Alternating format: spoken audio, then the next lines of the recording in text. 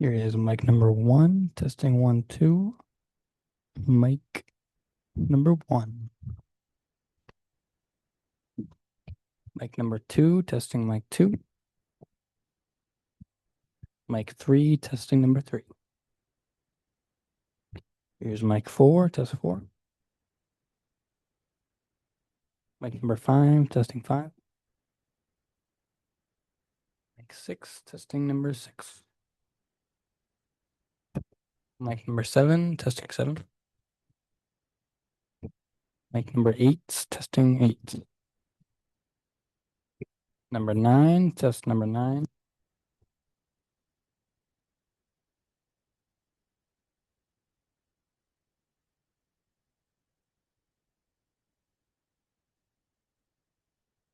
Here's the table mic or number 10, test number 10. This is the standing mic, which is now at the table and no longer standing. Number 11.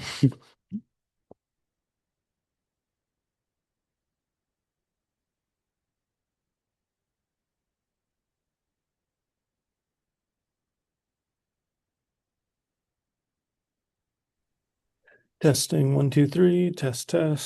Testing 1, 2, 3.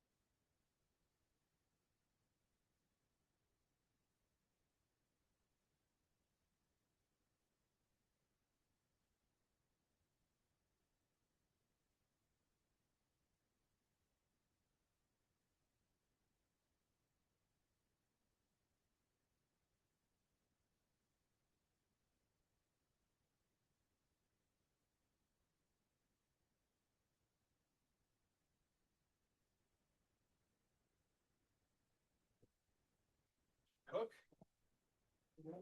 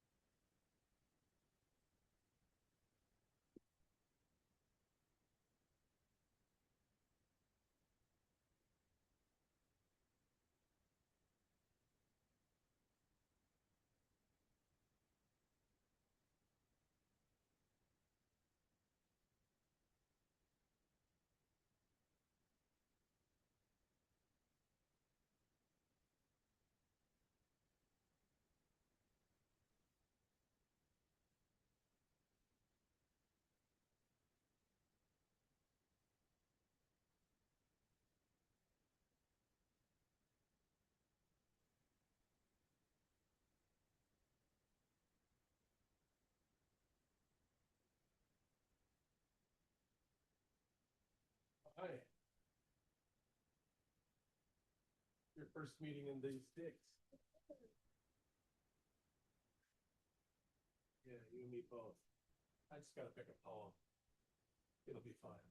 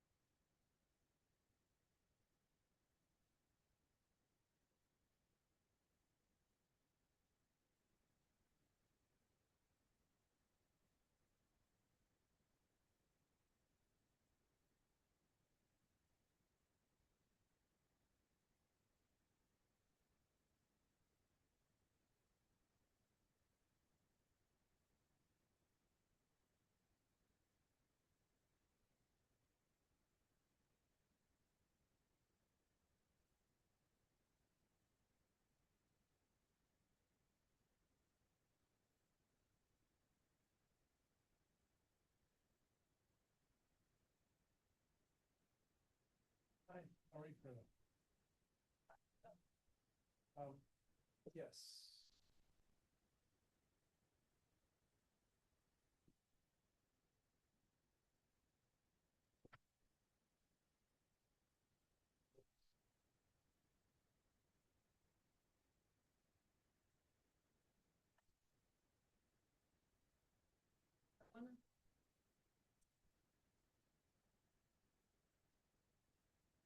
Just now. Okay. There.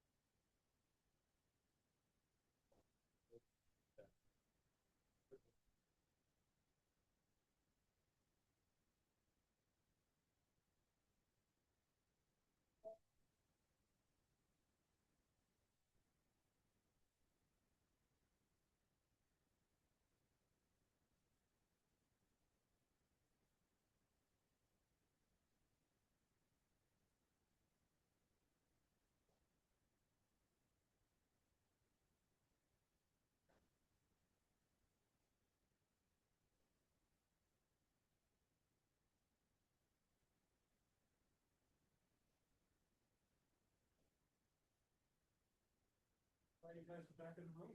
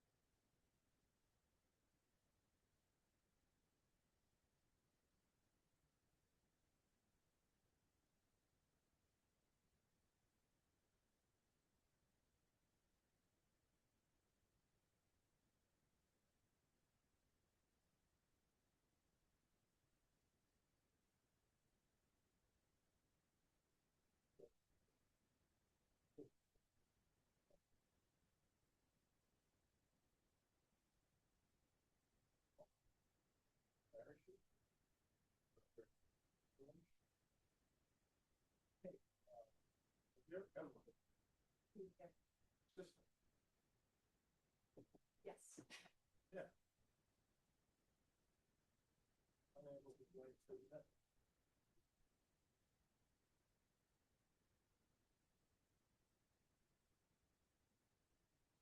Failing someone in person, you know? Mark? As far as I know, I don't have any reason to think she's not. Jim is a maybe.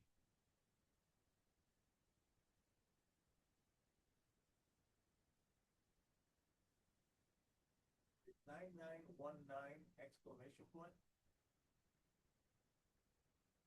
What the Wi-Fi password?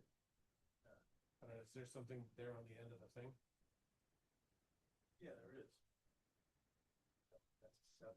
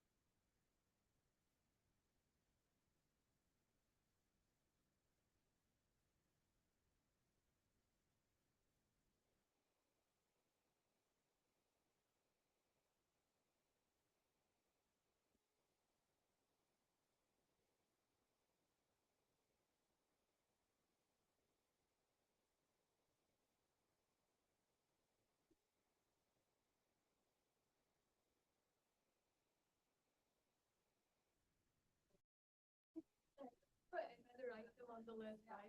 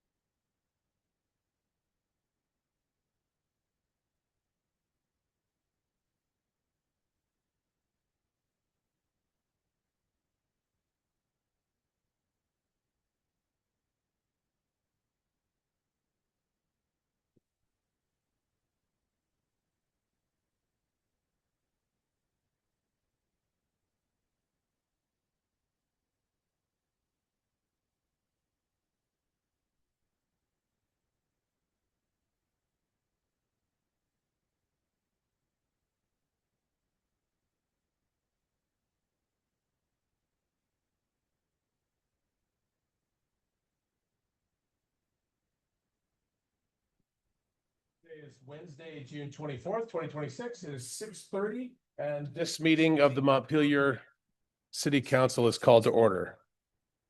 Yeah, you mute yourself. There you go. To help us have a welcoming, respectful, and productive meeting, let's begin with a few shared norms. We want to understand who is participating in the discussion, so please, if you're online, please display your first and last name, and whenever you speak, whether online or in person, please begin by stating your name and where you live. We want everyone to have the opportunity to speak, so please keep your comments to the allotted time when that is relevant, and focus your remarks on the agenda item under discussion when applicable. Since we will be having public discussion on select agenda items, we're going to go back to 3 minutes for general business and appearances and 2 minutes for agenda items. We want to have respectful and constructive dialogue, so let's please focus our comments on policies, decisions, and ideas rather than individuals. And let's keep our thoughts about someone's character or intent to ourselves or to some other forum. We want to have an organized and accessible meeting, so speakers do need to be recognized by the mayor before speaking. If you have several questions, please ask them all together. And finally, we want the council to be able to complete the public's business in an orderly way. So the rules of procedure and the rules of conduct in the agenda packet will guide the meeting and may be applied as needed to keep the meeting moving and ensure everyone has a fair opportunity to participate. I'd like to thank everybody for coming and participating in the democratic process and for helping us create a meeting where everyone can be heard and where the community's business can be conducted respectfully and effectively. Now, before we get down to business, let's just take a moment to fully come into this place. If you'd care to join me, I'm going to put my feet flat on the floor. I'm going to take a few deep breaths. I'm going to put my text messages and other things aside and stay here in the room.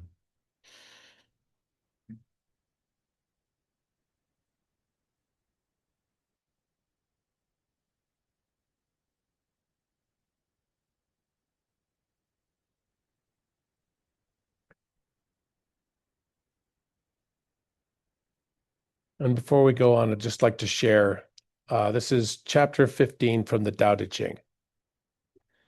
Careful as someone crossing an iced over stream, alert as a warrior in enemy territory, courteous as a guest, fluid as melting ice, shapeable as a block of wood, receptive as a valley, clear as a glass of water.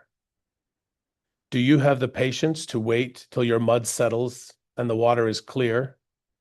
Can you remain unmoving till the right action arises by itself? The master doesn't seek fulfillment, not seeking, not expecting. She is present and can welcome all things.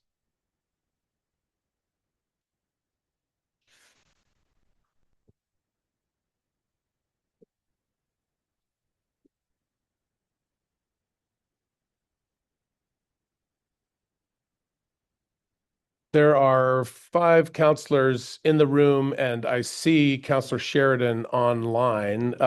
Counselor Sheridan, would you just speak up so we know we can hear you and acknowledge that you're here with us? Hello. Hi, Jim. All right, thank you for that. We'll next move on to item number 3, which is to approve the agenda.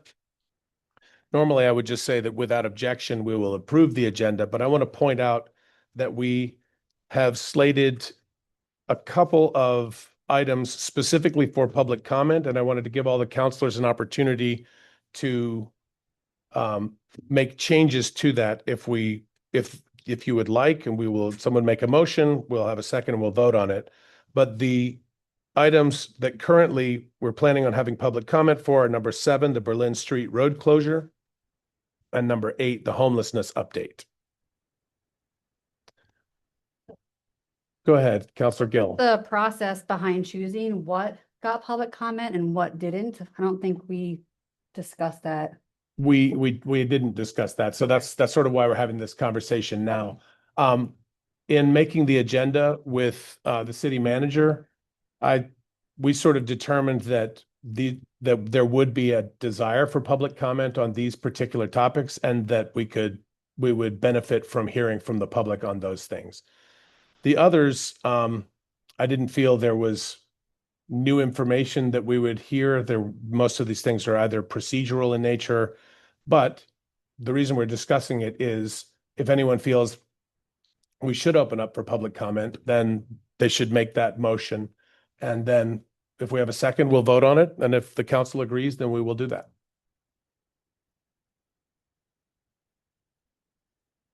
Would anyone care to move to change? Yes, Councillor Cohn. Yeah, we talk about that and we discussed that it is under mayor's discretion, right, to decide.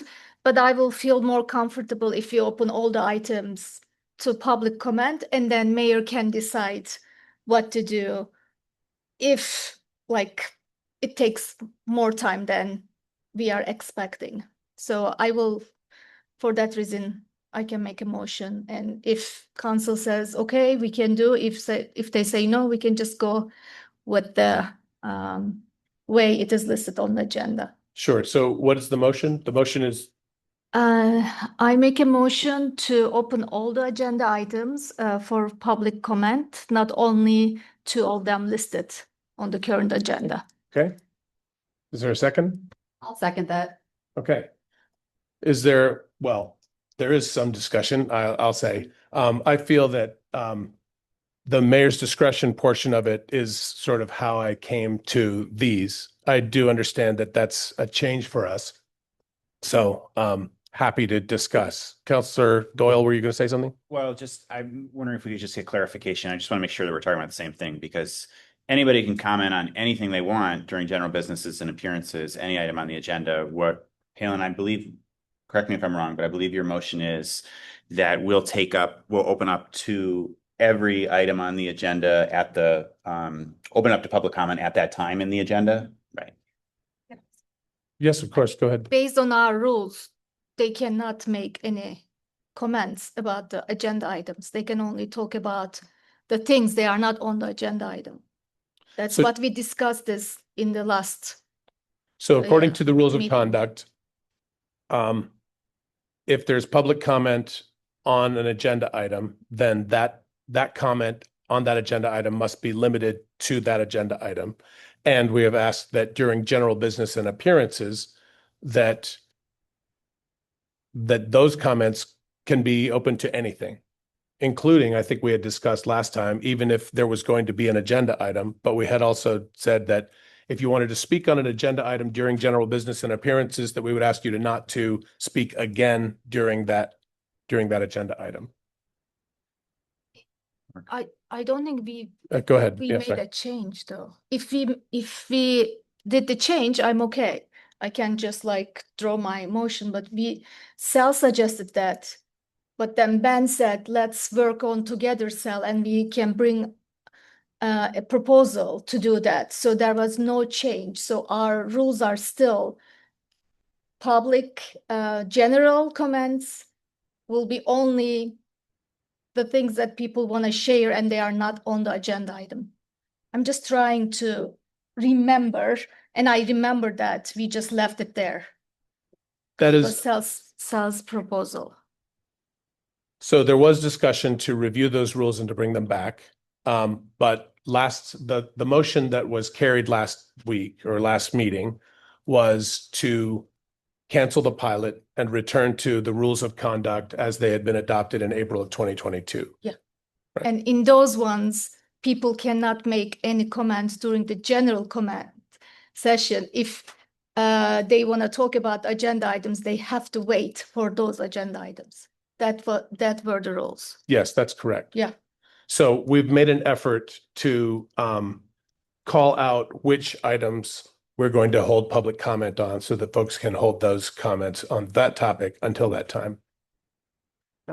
Just a clarification. I think I get what Palin's saying. So are you saying then, like White and Burke contract, since that's on the agenda, you can't talk about that during general appearances because it's on the agenda, but it doesn't have public comment next to it? Like, it's contradicting what you're Yeah. saying. So I think until we get it figured out, I'll continue my second to her motion because I think it is very confusing. And I just want to be very clear when people can comment, and when they can't. And I'd rather be overly, just let people talk until we get clarity, because what the rule, like what you're saying is just contradicting each other. So I don't know. Okay, thank you. Any other discussion or debate on this before we take a vote? Councilor Brown. For some reason, my computer isn't loading up the rules of conduct. Oh, sorry. I was trying to read the rules of conduct, but it's not coming up. And I'm wondering if the part about the chair's discretion is written in there or it is not. I'm just wondering how. It is binding written in those- the rules of conduct. Yeah. That's where all the discretion language is. Right. Yeah. So that I'm just not sure it's necessary. I think if the chair decides that people can comment on anything they want during general business and appearances, I think that's okay, according to our rules of conduct. But I can't see it, so I'm not 100% sure, but maybe someone else can see that. Ms. Prim.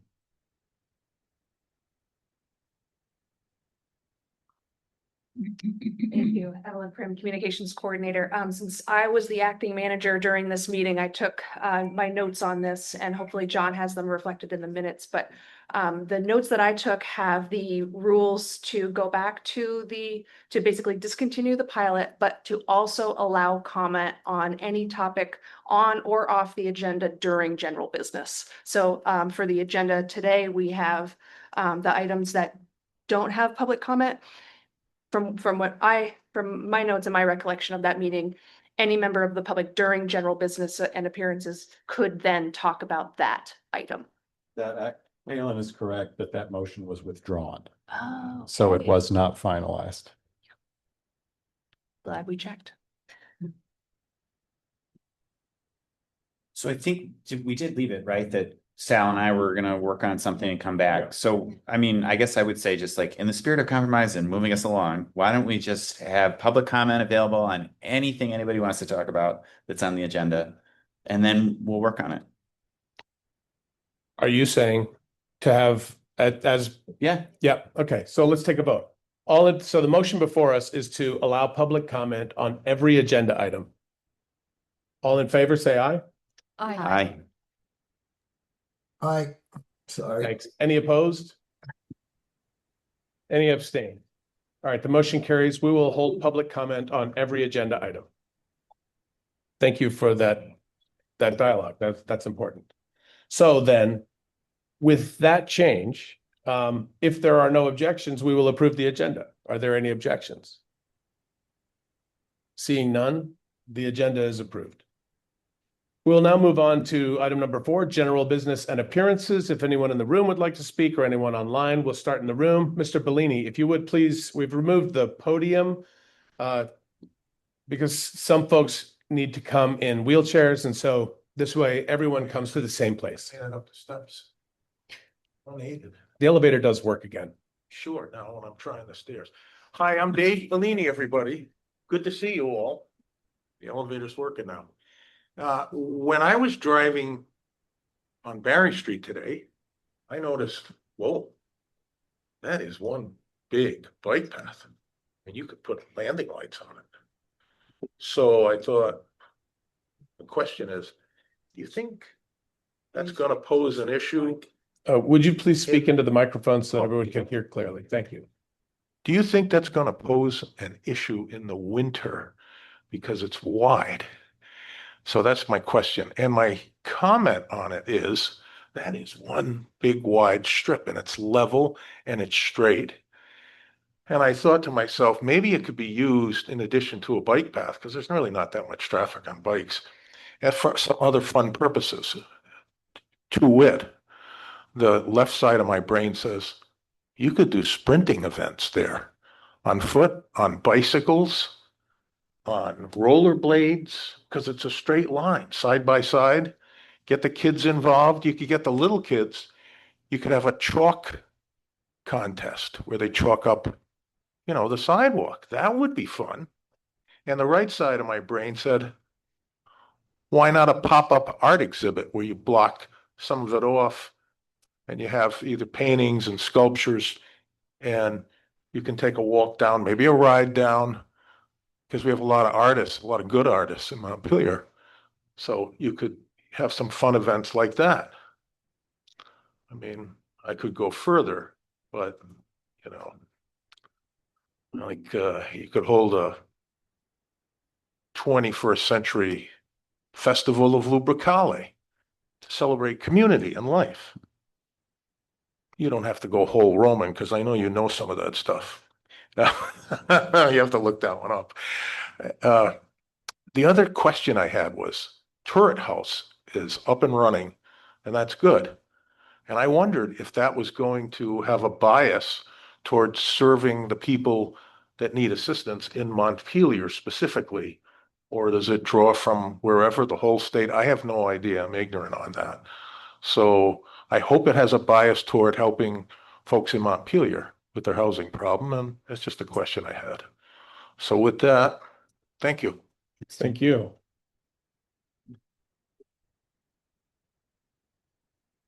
Is there anyone else in the room? Mr. Whitaker. Yes, Steve Whitaker. I'll again remind you that according to our charter and state law, that you don't have the discretion without an ordinance to put these limits. And it certainly don't, the council did take a vote when Jim Sheridan got back on, and general business and appearance was voted to 5 minutes. So I saw how cleverly it got compacted to 3 at your discussion, and I don't buy it.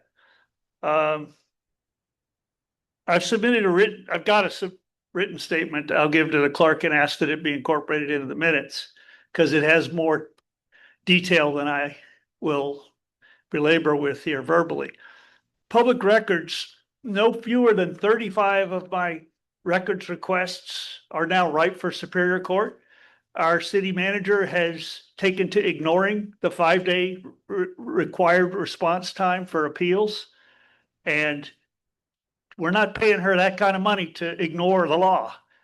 This is basic fundamental public records transparency accountability, and it's not okay to be ignoring the law.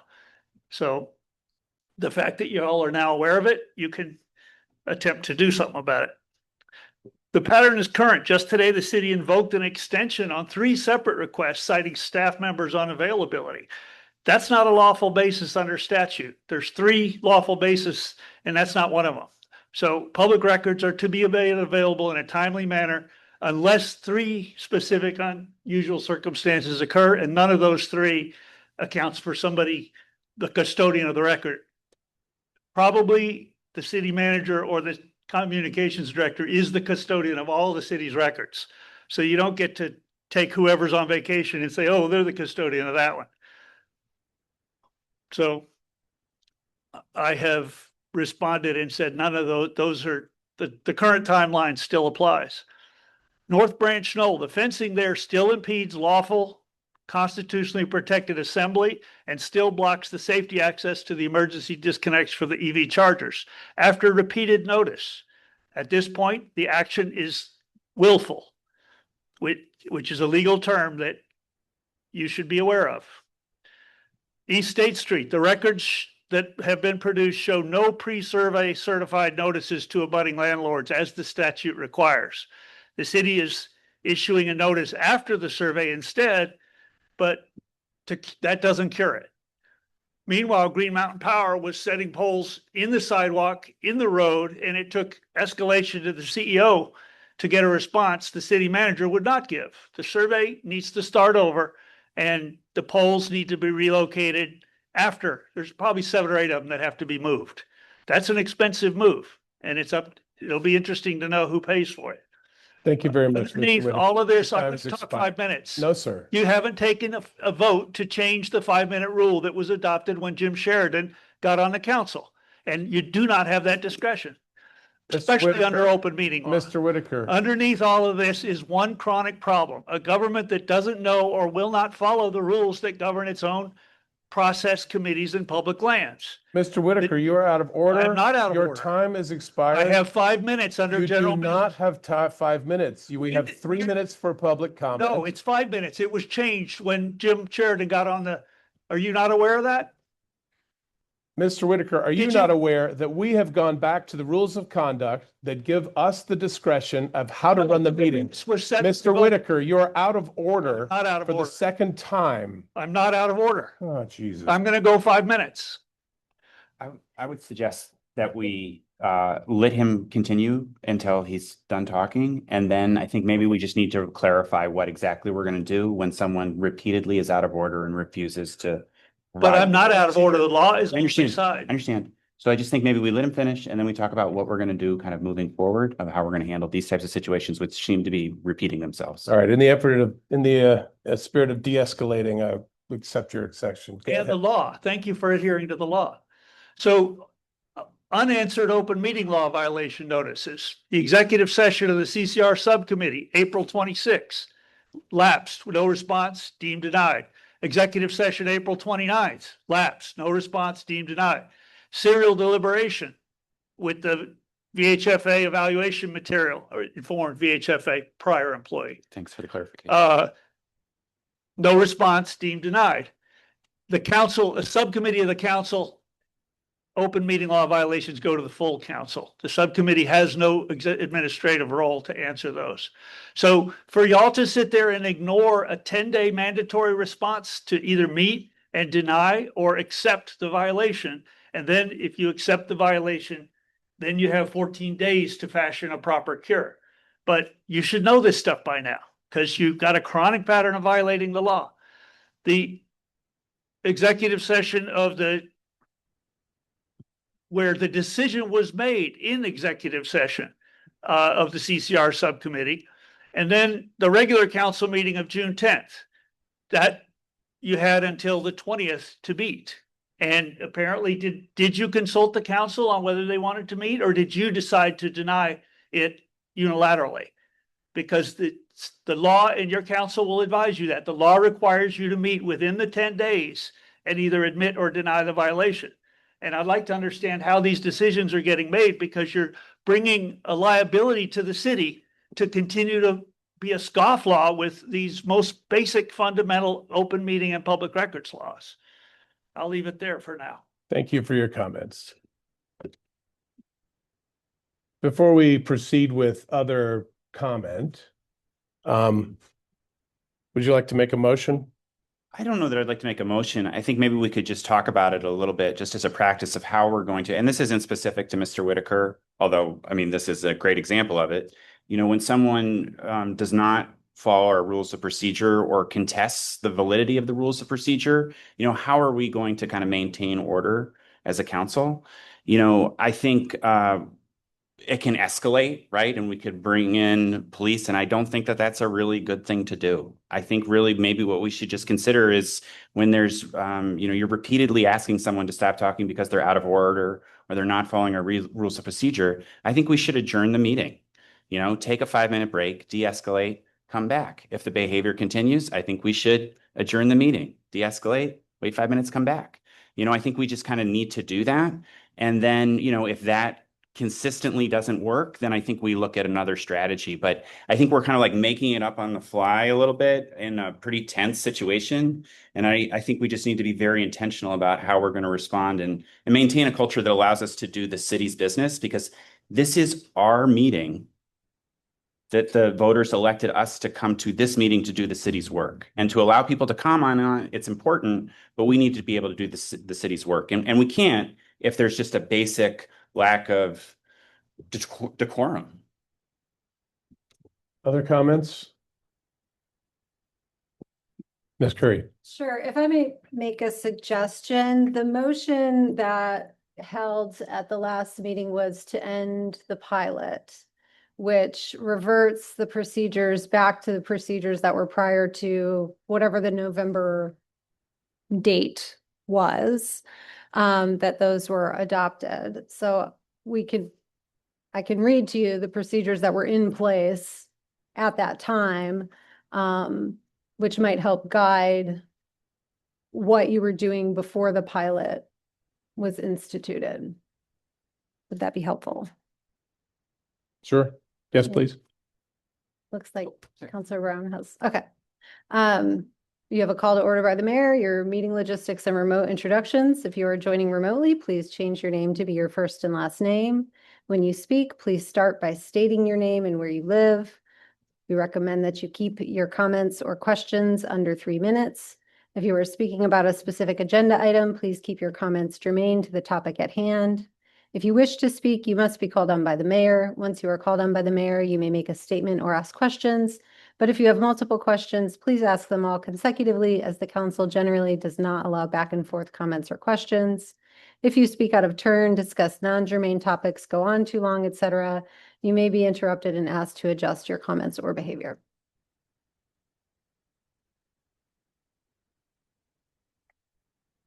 Councilor Brown. Yeah, I appreciate that clarification so that everybody can hear that. I think there's kind of two different things going on. There's a question of, were we doing things properly, as we were challenged by a member of the public saying we were doing things improperly, and you've addressed that we were not. But then there's this other issue of the member of the public who continues to disrupt the meeting even after getting an answer, even after getting a response, which so I want to go back to what Ben was saying and try to figure out, what are we going to do when that happens? Because I also would really prefer not to call the police. That just seems like a Sure. really extreme and ultimately unhelpful move. But I think when Councilor Doyle said adjourn the meeting, I think he meant recess the meeting. Yeah, I'm sorry. Yeah. Thank you for that clarification. I don't think we should all go home. I think we Yeah. should recess them. Yeah. But I do think that at some point, that's what we have to do. Is so maybe we recess the meeting first, and then if that doesn't de-escalate and calm things down, then we can't run the meeting. So we get to a point where we can't do our business. We can't have a meeting because it's being disrupted. So then our only choice really is to adjourn, and then we have to go home. And then whatever we have on the agenda has to get moved to the next meeting, or, we call a special meeting, or however we follow that. But I think we need to be really clear about that process. And I don't think we should be going into recess, 9, 10, 11 times. I think, I would end it much more quickly than that. Ms. Curry. I might just offer that should that process, the repetitive recess process result in an adjournment for you, I would recommend that we refer this to our city attorney for review of the standard and any opportunity to request charges for disorderly conduct, which may or may not provide some relief around the ability to access and participate in these meetings with conditions moving forward. Councilors Cone, Gill, Sheridan, or Alfano, do you have, yes, Councilor Cone? Yeah, it will be great if we can have some legal recommendation or suggestion. Then whatever is okay to follow, I support that, because I agree that we need to have an efficient meetings, And when we move all the agenda items to another meeting, I don't know when will we finish that meeting. It can get like forever. So Sure. it is very important for all of us to go home at a specific time. And because I work, right, I need to get up next morning at very early to go work. So yeah, let's hear from our attorney. Then we should do something about it, because I receive emails from people, and some people also stop me when I'm at the farmers market or other places, and they express their concerns about this. Anyone else? Okay, I mean, I don't think there's anything for us to vote on here, right? So I also I'm not aware of any ordinances, language, procedure, statutes that specify the exact amount of time that we can or must allow for any particular bit of public comment. We had previously increased it to 5 because time was only allowed at the beginning and end of meetings to make up for the fact that people would not be able to speak on individual items. I don't think so. We should ask Jim, but I don't remember like that. I think he made a motion to increase 3 minutes to 5 minutes. I think he knows better. Councilor Sheridan, can you shed any light on this? Yeah, when I first was on, I thought that 3 minutes was kind of restrictive, especially because we hardly had anybody who wanted to speak. I mean, basically, we have about 5 people who speak regularly, and that's it. I mean, back when the 12 years I was on, we had 20 to 30 people at every meeting that held their feet to the fire. So I just thought, well, we can give them 5 minutes. So I mean, I'm sure I made a motion to do it and it was voted in. I mean, it was a long time. It was, 16 months ago, but I did it right off because I thought, 5 minutes is squeezing people, and being a politician of the people and feeling like we're a government of, by, and for the people. I thought 5 minutes was fine.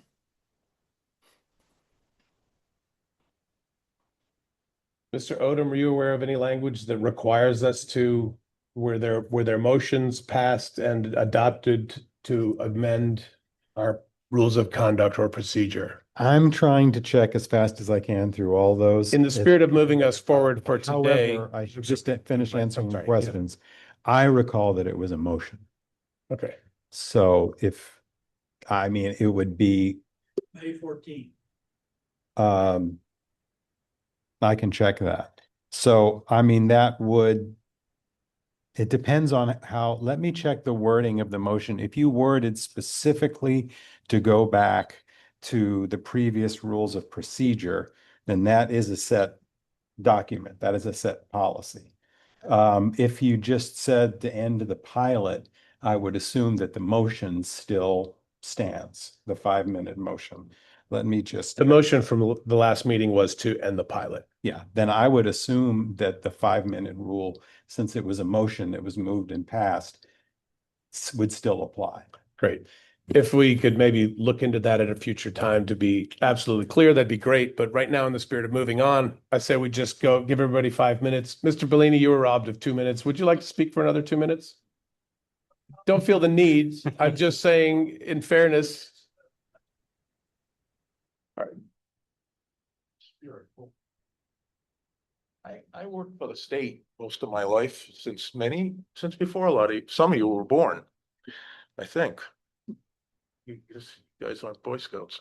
Do you know that the state charges for public records requests? It's perfectly legal.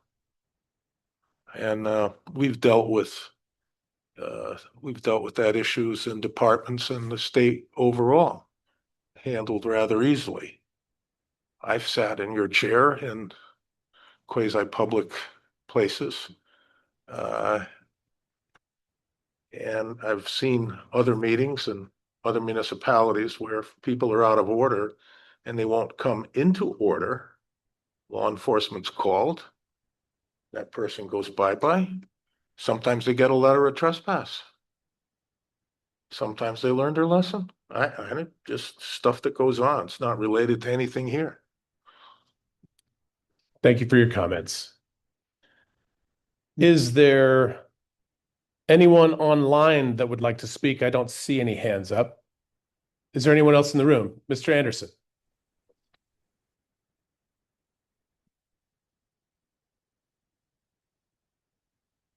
Hello, everyone. Hello. It's good to see everybody. I just would like to just make a comment referring to the Berry bike path. Just a suggestion. Earlier today, I witnessed, well, several people did, dually sideswipe a Subaru in front of the access hub.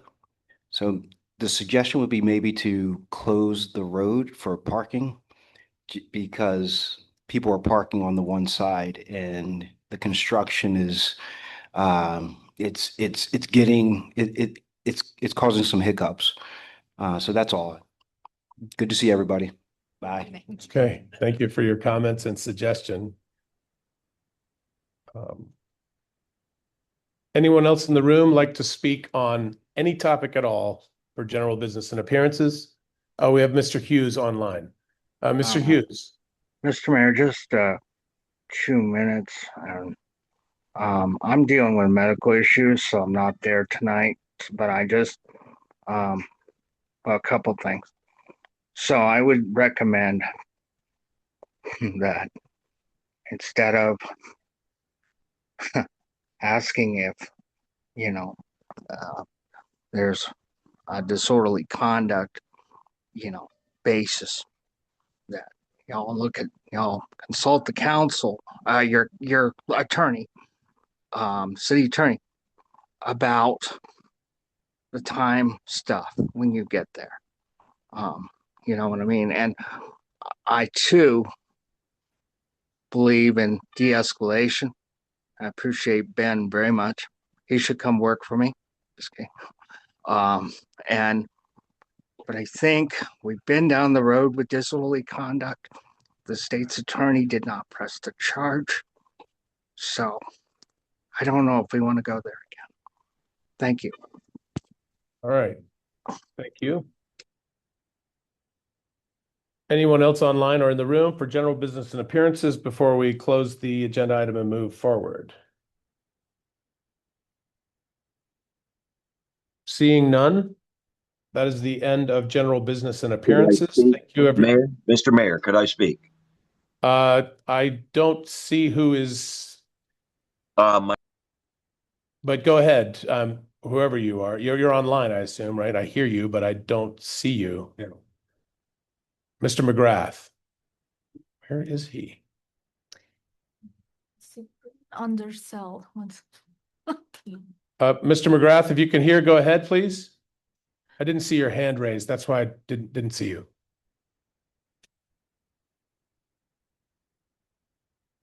Mr. McGrath? You're still muted. If you're speaking, we cannot hear you. Can you hear me now? We can, yes, thanks. Go ahead. Okay. So, I think I had spoke of, a couple meetings ago. I've lived here for my whole life, and seeing different things about, public intoxication. People want to,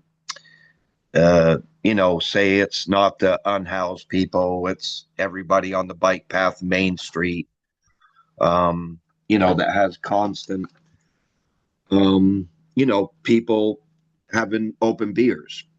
And I feel there's lack of, last time that I spoke, I had spoke about zero foot patrol. And then I was told there's record foot patrol. There's 0 foot patrol on the bike path of Main Street since in the last 2 months, since there's been record foot patrol. And I just feel that, there's 0 changes when the public brings a comment or an issue to you people. Nothing happens. You all just discredit the person either saying what they're saying, or you're saying the person's wrong, that And you're just basically bringing this city down. And I have a good thing for every city council member. I recommend that you watch you guys on a meeting. And it's not to be mean to you, it's to really see how you behave. See how you behave, you like Ben, when his neighbor goes to speak. The guy acts like a jerk.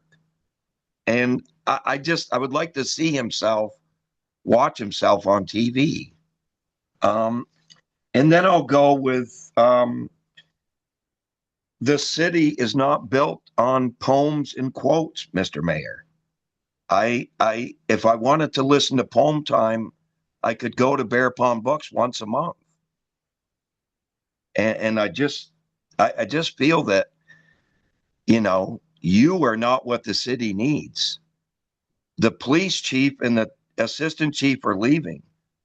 That's a good thing. I'm telling you, I've been in this town 50 years, and I know what police and public safety is.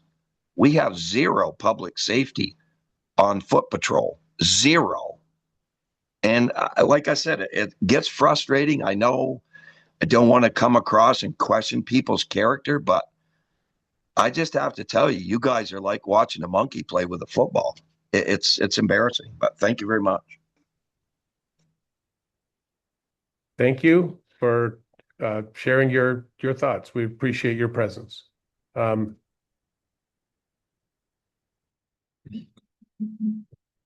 right, that's it for general business and appearances. We're going to move on to the consent agenda.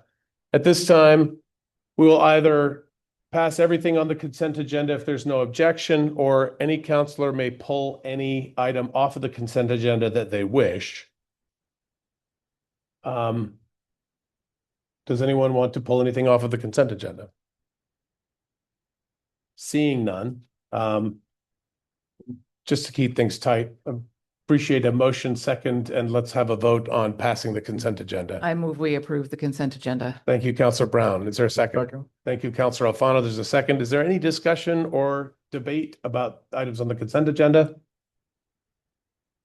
Seeing none, we'll take a vote. All in favor of passing the consent agenda as presented, say aye. Aye. Aye. Any opposed? Any abstain? The consent agenda passes unanimously. Thank you very much. All right. Before we move on to item number 6, I'd like for us all to just sit for a minute. I'm going to take some more breaths. I'll spare you the poems.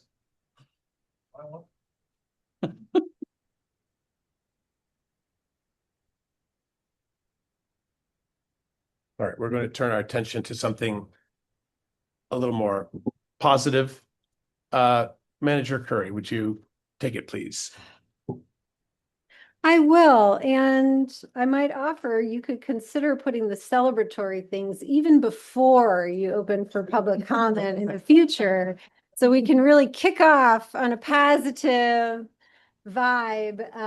And, having been a local government elected official for many years, I just want to extend my support to everyone who tries it and sits in the seat for how challenging it really is in some days. And as a person here to execute your vision, it still really matters. So thank you for the latitude for that. And I'm going to stand up and go over there, but I really have the great honor of recognizing Amy Pitton, who has been our Senior Services Director for the last 2+ years for the city of Montpelier, and has done a wonderful job coming into that role, frankly, when the city has experienced some crises coming out of a flood, and working with our seniors, and some of which are real vulnerable populations, I think. And she's done a wonderful job, I think, connecting the senior community to the city in reflecting what the role and relationship of the city and the senior center are and how they work in partnership together. She has helped shepherd through the selection and training of her replacement, which, you know, doesn't always happen in these seats, to have that real, I think, benefit of being able to transfer knowledge. And Amy's been a very thoughtful and steady participant in our leadership team at the city. And so I am acknowledging her retirement and wishing her well in this next chapter, which will hopefully be all positivity and flowers and butterflies. So please join me all in congratulating Amy.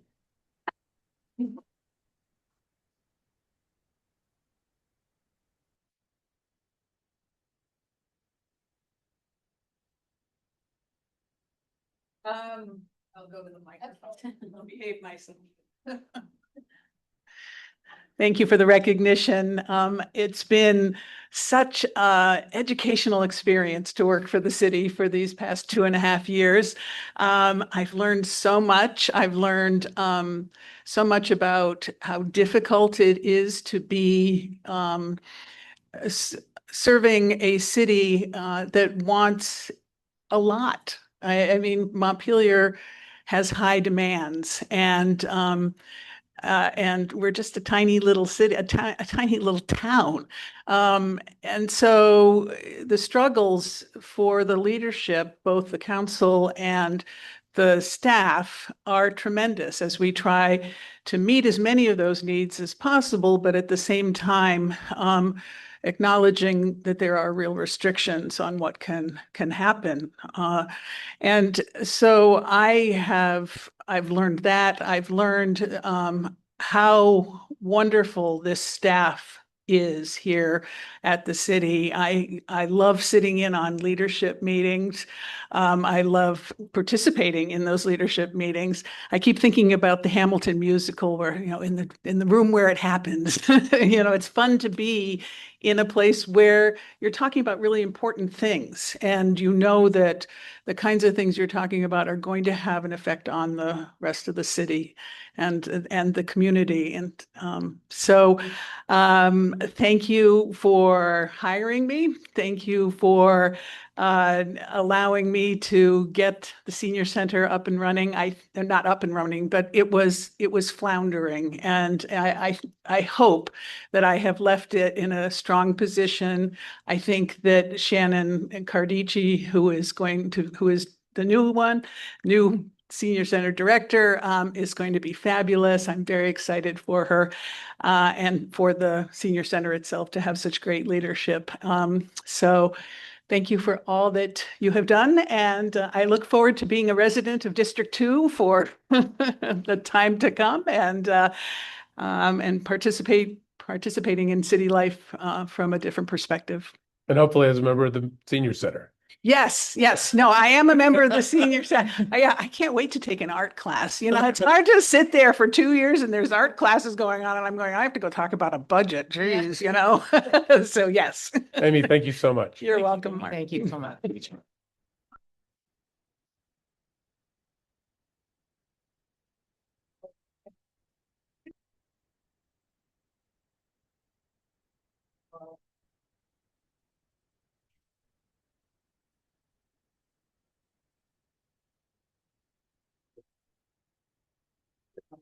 So we're now going to move on to we need to have public comment on this item. Is there anyone that would like to make any comments on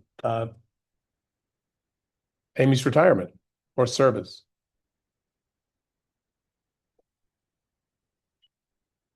All right, seeing none, we're going to move forward to item number 7. Ms. Curry, would you like to tee this up and hand it off to whoever needs to give us the skinny? Yes, I will invite up our Deputy Public Works Director, Zach Blodgett, to help with this. But as you know, do you want to come up? And then we can invite the contractor team as well when you're ready. So as you know, one of the major projects that is on our agenda for this summer is the sewer main replacement along Berlin Street. It is significant in length and in impact to that road. This year, the replacements will be done, the connections will be made to the homes along the stretch that's being repaired, and then next year, the paving is set to follow. As we have teed up our planning and our infrastructure projects that way. And so we have our selected contractors here, and they are requesting a road closure. City Council is the only one who has the authority to approve a road closure. And so they're here to discuss that. And I'll turn it over to Zach for any further context. Yeah, so my name's Zach Bludge. I'm the Deputy Director for Public Works. With me is Cutting Edge. This is Ben and Justin. And basically the project is to replace 14 to 1,500 linear feet of sewer main along Berlin Street. It needs to be replaced so that we can repave the street. And they've requested a road closure in order to facilitate the actual installation because the main is sort of in the center of the lane. And so they're going to discuss why they're requesting it. And then we're here to answer any questions about kind of the alternatives that were reviewed and anything else that the city council or the public may have. So with that, who am I kicking it off to, Justin or Ben? Thanks, guys. And I'll just remind you that the folks on Zoom can only hear what goes through that mic. So if you could speak into that mic, that'd be really helpful. Thank you. I'm Justin Pratt. I'm Cutting Edge Project Manager, and I've been looking over these plans for quite some time. And safety-wise, this is the best option for our crew and for the public. That was my main introduction for that. The other thing I wanted to talk about is if we have a road closure, everyone knows about it. It's set in stone. Everyone knows that during construction, bad things happen. I don't want them to happen, but they do happen. They do come up, and then we got to shut it down in a hurry, and then everyone is mad. This way, everyone knows what's going on, and we get to move on. And that went on. As far as emergency services, they will have access to all the homes at any time. If there's an emergency, we will keep in contact with the emergency department on a daily basis onto what street that they can access the homes from, because we will obviously be moving up the street, so we'll have to block other streets. And I wanted to open it up to any questions that you would have, but that was pretty much my main spiel. Questions from council? Go ahead. So is it a progressive closure or is it a closure from beginning to end for 60 days, I believe is the duration? It's going to be a closure from Phelps to Wheel Up. For the whole period? Correct. To it'll be open to local traffic. Only to local traffic? Yeah. So it'll be blocked. How is it blocked? I mean, what happens at either end? You'll basically have a barricade that says road closed ahead, other than local traffic. Mhm. And you'll be able to go around the barricade with one vehicle. So it's kind of an honor system. Pretty much, yeah. Deliveries in addition, I mean, I understand emergency vehicles. Yep. What about deliveries? Deliveries will be Deliveries to the accessible. crew. Yeah. There'll be staff there that'll help direct and get people to their residents. And if residents do get home in that time frame during their working hours or when we have staff on site, they will keep in contact with whomever's there. Say, hey, we're coming through your driveway. You'll have to come up the hill today, up to this point, or you'll have to come down the hill today. So there'll be constant updates to the residents that are within, but to solve the confusion of one-way traffic up or down or alternating, the hard closure is the best fit for this, and being the location, the proximity of the sewer line and how deep it is to be able to maintain a lane width is extremely challenging on that road. Sorry, did you say that last thing you said again? to maintain the width, to keep a lane width for a vehicle to go up and down. It would be extremely challenging with the depth and the room that they need to work. So the side streets will be open, including Phelps and Wheelock. Yes. Okay, so people don't have to go really out of their way. They can come up those two or out those two.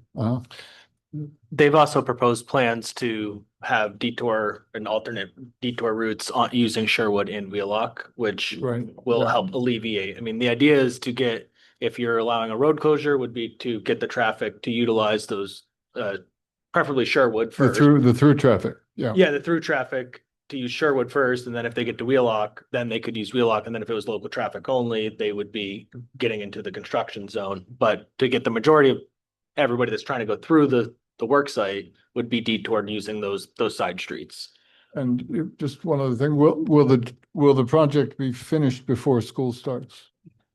So allowing a road closure makes it a lot more likely that this project will be completed prior to school beginning, which is another factor, because once we start getting buses and more children there, it's going to be a bigger deal.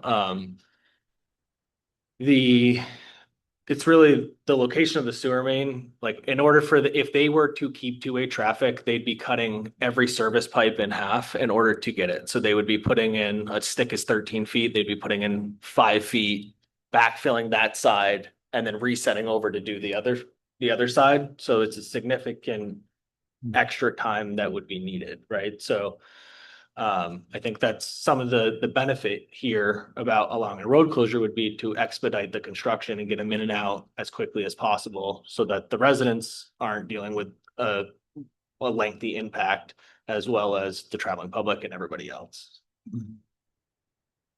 Councilor Gill. Thank you for sharing this. And just for the folks online that might not have gone through the packet, there's a couple questions. One, when is the start date of this? And what is the communication plan to let people know now that this is gonna happen? I know, my husband goes up and down that road to the hospital. It's a very heavily trafficked road, and just, people are gonna have to make plans that go up and down that road to commute to the hospital, because it's a big employer for our town. And then for the folks that live there, and even on Sherwood, it's gonna be more traffic going through their neighborhood. So I would just like to know, what does that communication plan look like now? And then you talked a little bit about like every day, kind of those daily updates, but I just want to ensure that all those folks on both Sherwood and Berlin and Wheelock, like, how do they know that this is going to happen so they can prepare their lives? And even the folks that go up and down Berlin with their commutes, like, how are they going to know to plan a couple extra minutes to get up to the hospital or wherever they need to go to work up there? Yeah, so one thing that we could do if it was approved would be to utilize all of our normal public channels, right? We can get it out to the radio, we can get it out to the press, we can do a press release saying that it was going to be closed, we can put it on the portable message boards. If we move in that direction, we can set a date, like, I guess if you approved it tonight, you could approve it for tomorrow, but that might be more confusing for everybody. You may want to pick a date of like, yes, we're allowing a road closure starting as, at the beginning of next week, to allow for Evelyn to help with communications. Typically, if we had a road closure, we would send out a VT alerts, which would be fine for this. We could do notify me and the NeighborNet and all of the other channels that we have. Yeah, I just want to make sure, it's June 24th. And if you said it's 60 days, that's definitely going to go past when school starts. And that is during school, there's probably at least 3, maybe 4, I don't know exactly, stops on that road. And the kids walk down the sidewalk. So I just want to be careful of timing and just the cadence of this, and just thinking about the school children that, might have to not go down Berlin to pick up the bus, and like what that may look like, because school starts, I think, August 25th, something like that. So that's only 2 months. Yes, certainly allowing the road closure is going to expedite the construction for them, and it's going to allow them to get it done as quickly as possible. Councilor Brown. Yeah, thank you so much. I really appreciate the memo that was included that outlined all of the reasons why this makes sense. It was very, very clear to me that there's safety, there's your access to what's going on under the street, there's the clarity of what's happening is very, that's really important, so people know what to do. Along those lines, I'm thinking about the detours and where that traffic is going to go. And Sherwood seems like a pretty obvious place that a lot of people are just going to be using that. And so do you have any sense of what the traffic is going to end up looking like on that road? What's going to be the impact there? And you also mentioned maybe Wheelock. Are there maybe a few different routes that could be identified to encourage people to, not just use Sherwood all the time? And then are you going to have like I know you'll have signs. Are going to be people directing traffic at all to help shunt people to these detours, or how will that work kind of while it's all going? Yeah, so I'll answer the piece about Wheelock and Sherwood. The benefit of having both of those streets is you get as much traffic utilizing more than one detour route. And the thought of just putting everybody onto Wheelock is a left turn next to an intersection, right? So the thought is to get everybody using Sherwood because it's going to be a much easier left turn specifically off of Sherwood. So we would probably sign both. They've given a whole bunch of different alternatives within the packet, and we've talked about them. And then the other question was, well, I was wondering about what the actual impact will be on those streets that are receiving all the detour traffic. yeah, a little hard to tell because people, once they figure out that it's closed, they may not try to use Sherwood. They may go down, they may use the interstate. They may adjust what they're doing. I think having a predictable plan, people will adjust to it versus doing it kind of on the fly. I think what you'll see is that after the first week, the traffic dies down, and that, if you had 2,000 cars that were using Berlin Street, after that first week, that number is going to drop significantly. So it's a little hard to say, you're going to have exactly 2,000 cars turning off of Sherwood because people are going to find a different route that works for them depending on where they're going. Do you think it would be feasible to have some maps of these various detour routes on our website so that people could absolutely check that out? They provided them. We could, if we were to move in this direction, we could clean it up and make sure that it was legible and that the information was out so that people could easily have that information for being detoured around the work zone. Thank you. What's DPW's recommendation in terms of when to start? I mean, you said we could do it as of tomorrow, and I'm sure that for the purposes of work, tomorrow would be great. But given the idea of communication and making it as smooth as possible, what do you suggest as a start date? A realistic, and I haven't talked to them about this, would be at least Monday, right? You would want, I mean, we're talking Wednesday, at least Thursday, Friday to hit communications really hard, Saturday, Sunday, and then to put that message that effective on Monday, the Berlin Street will be closed to through traffic. That would be my recommendation in order to give, 4 to 5 days to get that communication out and allow us time to finalize the map, get the detour, put it on the website, and to work with Evelyn to get the information out. I think starting tomorrow would not go well. Right. Yeah. At least for the road closure piece.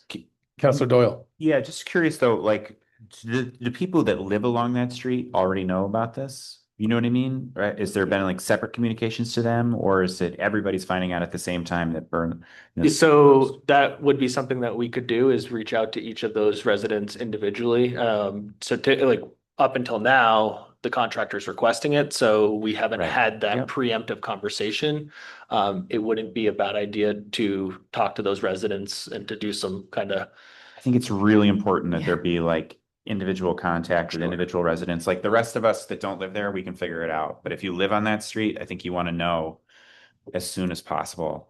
Yeah. If that was the decision that would be made, then we, Justin, our staff engineer, would be out, probably knocking on doors and sending out letters and really trying to do a door-to-door campaign to really, and I'm sure that these guys would also help with that and answering questions and some of that other stuff. But Justin's really good at that stuff. And so we would have no problem kind of going through those.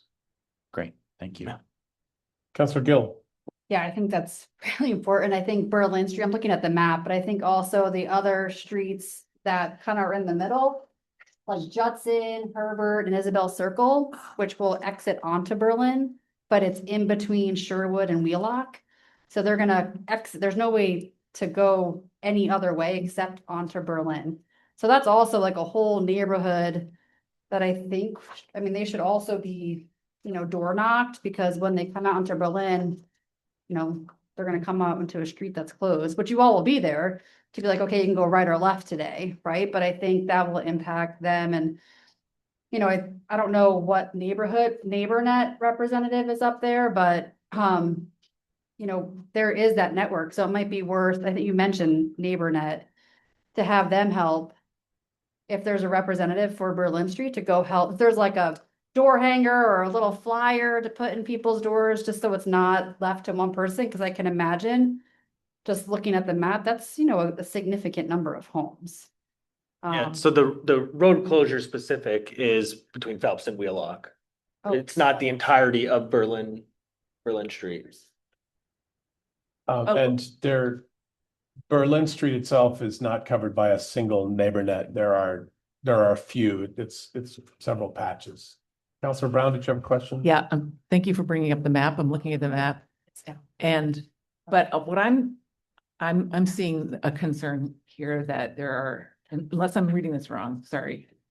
It's closed between Phelps and Wheelock, which means that folks who live on Blodgett, they can go down to Pleasant View. But the folks who live on Wilson Street, on Highland Avenue, on Frank Street, on George Street, all of them are going to be coming out onto Berlin Street in the middle of the closed section. Right, but they're local. Mhm. So those are all, I mean, those are all people that need to be brought into this right away. Yeah. Local traffic. Yeah. Counselor Alfano? Yeah. I'm just wondering, I remember when I had to move in Washington DC, I found out the last minute I had to reserve parking spots on the 5-lane Main Street in front of me. I'm thinking about somebody who has to move out or move in with a tractor trailer. In other words, they're moving their household. They just bought a house. They have to unload or load and get out of there. Is that going to be possible? Yeah, I think and I'll speak from my side of that, is in our language out there, we would say, if you need any special accommodations, please reach out to city staff and we will help to accommodate. That's not something that is out of the normal, right? And when people have these kind of special circumstances, we try to work with them. And I think the contractor would be willing to do that as well. We just need to know what those circumstances are and we'll do our best. They're going to occur, yeah. Exactly, yes.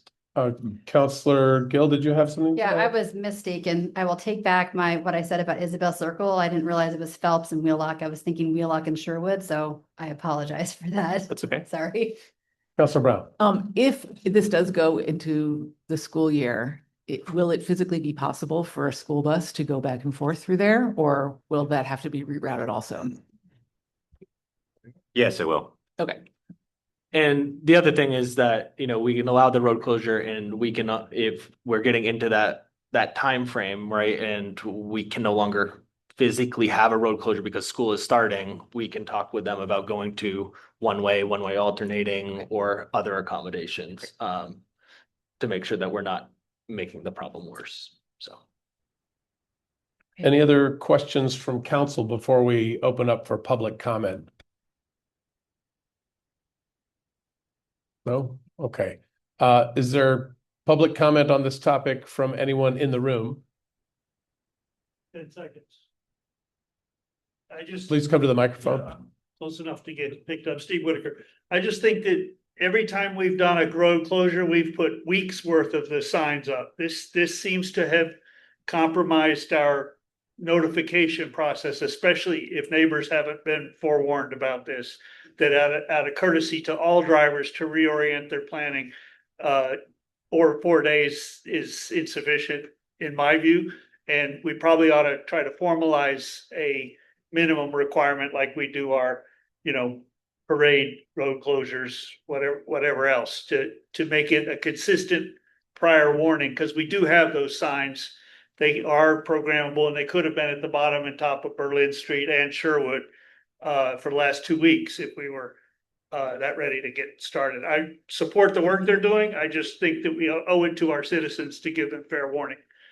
Thank you. Would you like to comment on that? Mr. Yeah, understood, right? Like what is the proper amount of time to get that notice out, right? And the longer we delay the start of the project, then the more likely it is to go into the time of year that we're in school. So if you wanted to go in an additional week before they were allowed to start, I don't know that they would be opposed to that, but there is a balance. I think we can get the information out. We can really press heavy on the communications, and we can do our best to go door to door and get the word out. But if council wanted to have a longer duration, we could do that. Thanks. Councilor Doyle, do you have a question? I would not advocate for a longer duration. I think I do agree that we should, well, first of all, I know you'll do your best to make sure that everybody understands this, right? I do think it makes sense to have a policy in the future of however many, weeks in advance. But if you're talking about that balance, I think it's really clear that we should get this work done, try and get it done as quickly as possible. Let's go Just one more. Councilor Alfano, and then we'll go to Mr. Kelman. Go ahead. When the work starts, is it immediately digging trenches, or is there a couple of days of surveying and marking and staking out stuff? I mean, do we gain any time if we set the date as Monday? Are there a couple of days where, there's not a lot of equipment and stuff? Monday will be the actual start day where we start digging. Okay. But I will say, I have been door to door to everyone in between Phelps and Wheelock and everyone on Wilson Street to tell them that this project is starting. It was not a road closure notice, but they do know that we're starting this project. Yeah. And anecdotally, I can say that I've heard from 3 or 4 residents that are aware that something is happening. They just don't have the nitty-gritty specifics of it. Folks that live off of that south side. Mr. Kelman. Peter Kelman, Montpelier. I think that there are 2 separate groups. The groups who live in those neighborhoods that are going to be directly affected. And I think that I'm convinced from listening to this that everything possible will be done to them, including door to door. The general population of people who use Berlin Street to get up to the hospital, well, guess what? There's lots of ways to get up to the hospital, and people are going to figure it out pretty quickly. I really think you guys are getting a little overworked about that. Yes, everybody will need to know it. And within a couple of days, everybody will realize it. We're very good in Vermont. We're very good about figuring out how to get around road closures, especially in the summer. Summer is road closure time. So I agree with Ben. Let's get going on this so that it doesn't run into the school calendar. And that's it. Thanks. Great. Thank you, Mr. Kelman. Councilor Alfano, your hand is raised on Zoom. Is there anyone else either in the room or on Zoom that would like to comment on this? I'd like to comment. Go ahead, Ms. Kirk. Yeah, I just would like to offer, we're bringing this to you as quickly as we could have. There was no, this wasn't how the project was originally conceived or planned until sort of a recent request as the date got closer from the contractor. And so I just want to be clear about that. We were on schedule, moving ahead, everything, and wanted to honor their presentation to you for consideration. Thank you. Great. Thank you for that clarity. Councilor Doyle. I'd be willing to make a motion. I'd love that. Thank you. Great.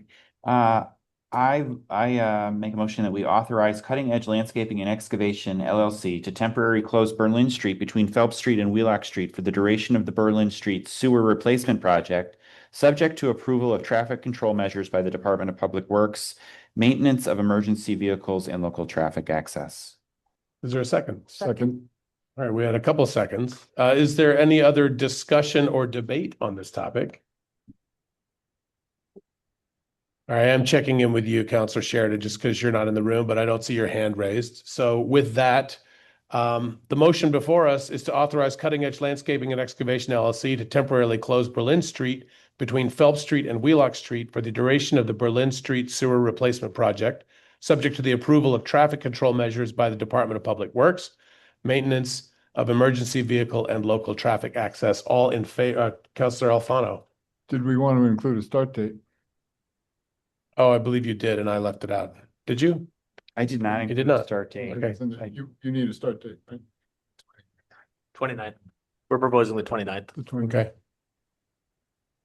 Yeah, is that a friendly amendment? It is a friendly amendment. I accept your friendly amendment. Okay, then the motion before us is to, as of Monday, July 29th, authorize cutting-edge landscaping and excavation to temporarily close Berlin Street between Phelps Street and Wheelock Street for the duration of the, Did you yes, say July 29th? I probably did. Let me start again. Sorry. All right, as of this coming Monday, June the 29th, to authorize cutting-edge landscaping to temporarily close Berlin Street between Phelps and Wheelock for the duration of the Berlin Street Sewer Replacement Project, subject to approval of traffic control measures by the Department of Public Works, maintenance of emergency vehicle and local traffic access. All in favor, say aye. Aye. Any opposed?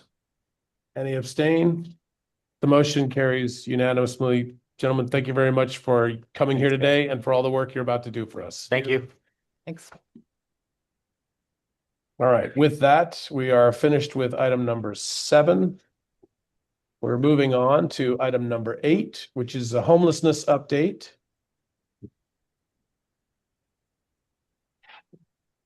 Ms. Curry, would you like to kick us off here? I will. And I will look to Counselors Sheridan or Brown for any additional input they want to provide related to the homelessness committee's conversations. Some of this is based on a report from Matt Jalisik, who is staff that staffs that committee. So relative to that, you know, there continue to be, I think, the ball is in the committee's court relative to trying to identify some picnic table locations. We've offered to provide the resources to tour them around once they schedule that. And so waiting to hear back from that. An update regarding the encampment policy language. So that language, and I think I'll collapse that with conversations around designated overnight camp locations. You would have all received a doodle poll from me to select a location or select a time where we can host an executive session for you to receive that legal advice on that. There has been conversations with a number of providers led by the folks who ran the overnight Montpelier Cold Shelter, proposing availability and willingness to convene a volunteer management structure for such any encampment location. They have indicated that they would vet folks that would stay in those locations, would participate in training relative to some crisis response, would send folks out 2 times daily to check on the conditions of any camp location. They would expect that the city designate or lease sites and provide restroom washing and garbage facilities to support those. We continue also to have conversations with the providers relative to the city hall space, the downstairs space that was used over the winter. And I'll look to my colleague Chris Lumbro, who's been supportive with that, with Matt. Now, the conversations with the providers who would be the most likely partners in running those spaces, they have indicated that they, one, would wish to have 2 egresses, which now is only 1, that would allow access to the elevator as well. There would be some requirements around sprinklering for the space. And some, construction that would have to happen down there to accommodate additional space for them to provide services to people. They would be interested in being able to use it all day, as potentially day sheltering and night sheltering. This would help in heat events with cooling while also providing some day shelter opportunities. That is for your consideration. I think some complications with that is that we will be renovating that entire space next year. The draft, the beginning estimate for that level of work to accommodate the design for the service provider's requests is around $120,000. We do not have that budgeted. We currently have about $40,000 from carryover from this fiscal year and the $10,000 that was budgeted into the next fiscal year, which also has to accommodate expenses around kind of camp cleanups or additional homelessness supports that the council may wish to allocate funds for. As part of that, Matt has been doing, convening partners on a regular basis has been one of our goals. And Matt has been doing that with the religious providers to really see if they have a space that could be, if there were to be needed investments, does it make more sense for those spaces to receive investments rather than investments in a temporary city space that's then going to be renovated? And he's continuing to have those questions. The Unitarian Church as of now is not planning on holding a cold weather shelter.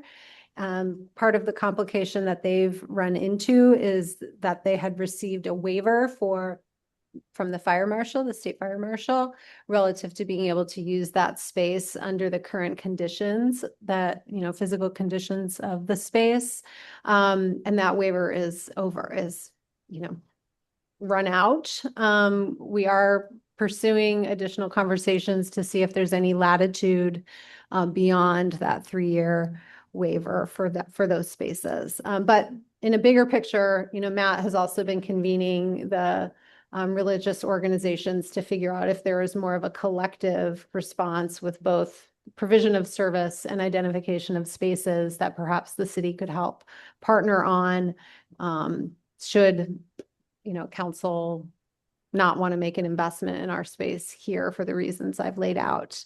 There's additionally a group that has come together called Thrive. I don't have all the details around that, but it is another sort of convening of service providers around programs and policies in the mental health, substance abuse, disorder space, of which, we're seeing obviously conflicts come out with some of the behavior of some of the homeless who have those disorders, and trying to figure out how to, I think, institute better programs around that. So there's a lot of activity happening around that. I will say we've had some recent response to some encampments.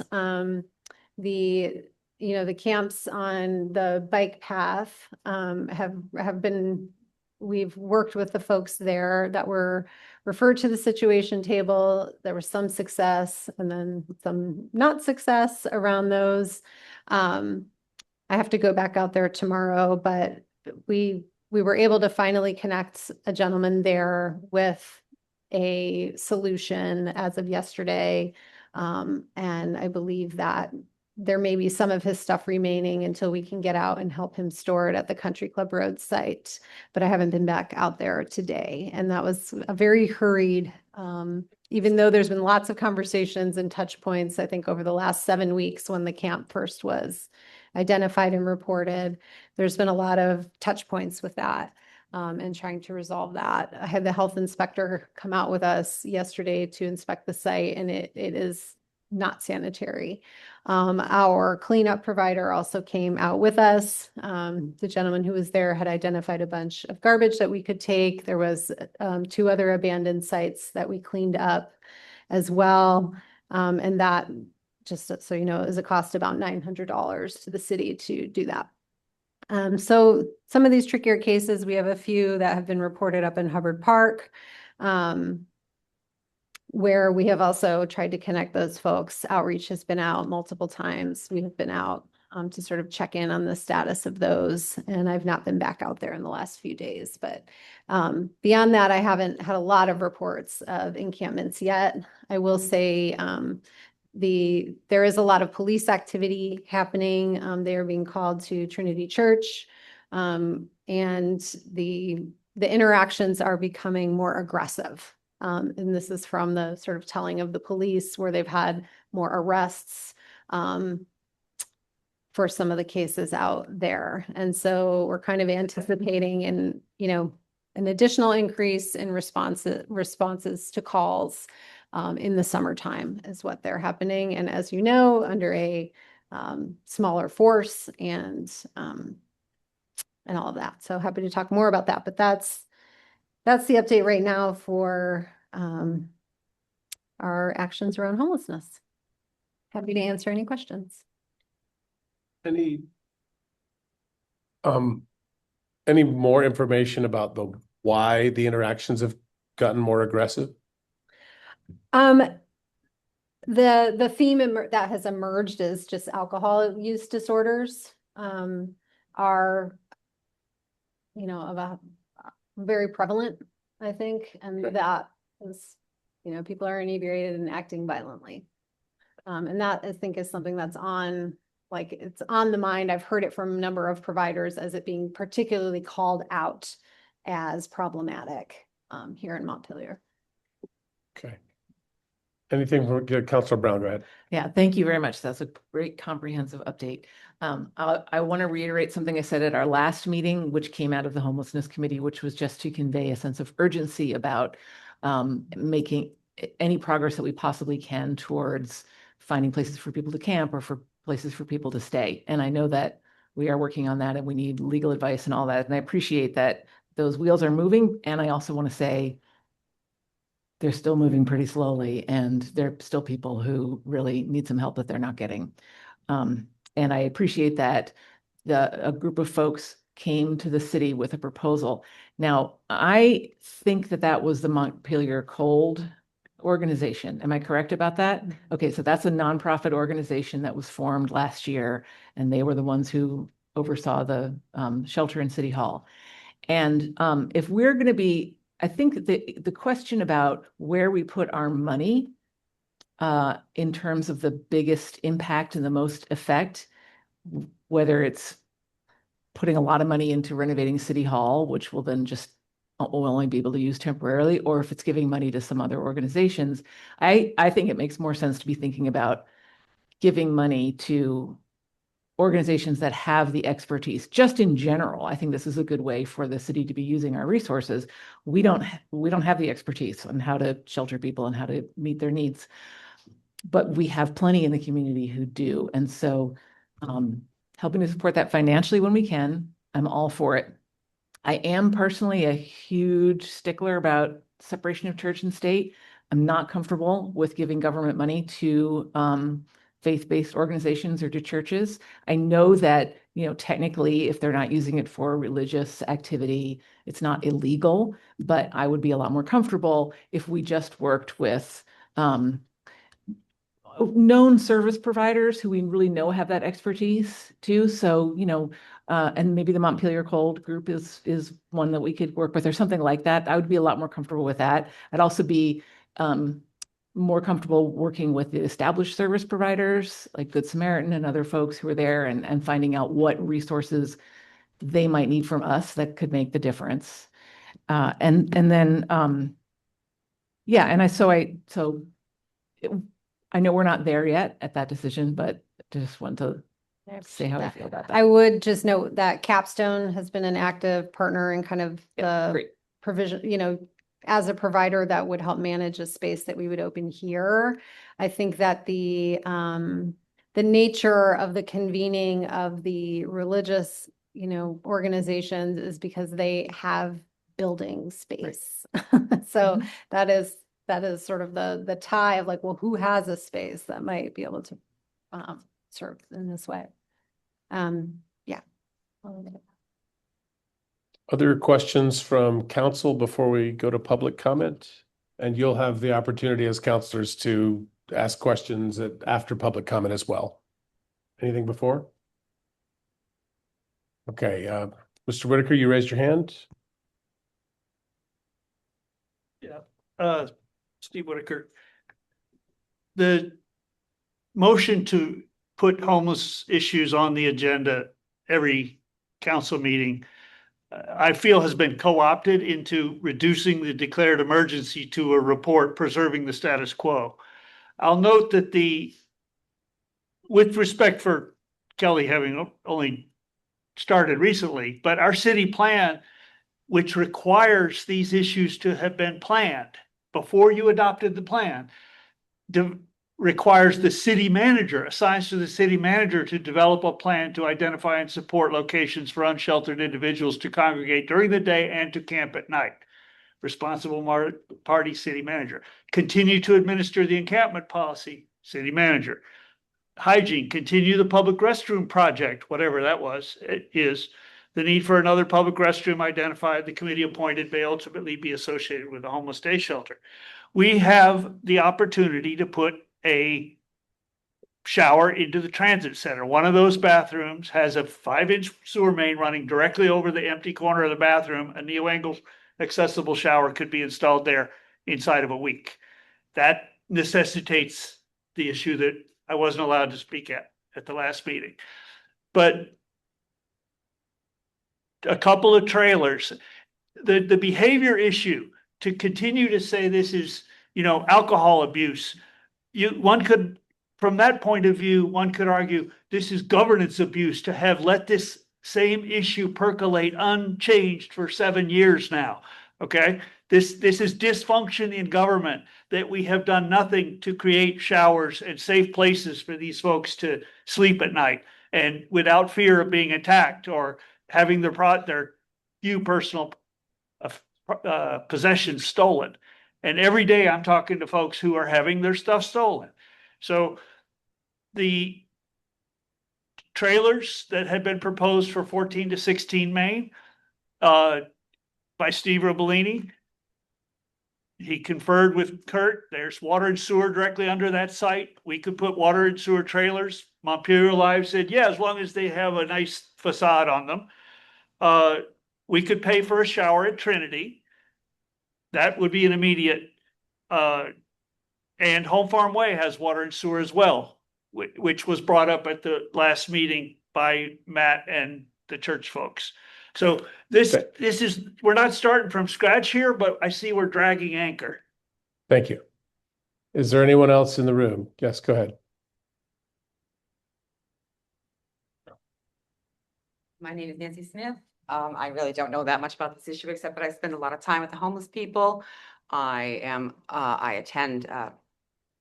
have attended Christ Church. I volunteer regularly there to help feed the people on Saturday and Sunday, and worked over the winter for the warming shelter. I know a lot of our homeless individuals very well. I have a lot of things to say, but today I just want to say that after the last meeting, all I see is increased police presence and crackdown. I don't know if that's an appropriate word. And I know that psychologists have said for decades, maybe 100 years, that punishment is only a reinforcer, and it reinforces negative behaviors. And all I see is people getting their negative behaviors being reinforced again and again and again. I also know that feeding people helps lessen negative behaviors. So I really want to advocate that they get fed as much as possible, and that's what we're doing. But and also, as far as religious institutions being involved, that's where the people who want to help are. And they do have experience. They do, for the most part, know what they're doing, and have a lot of experience from what I can see. And that's all I have to say. Thank you. Thank you so much. Mr. Anderson.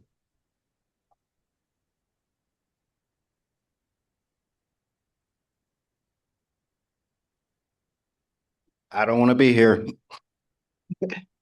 However, this is important. I'm someone who has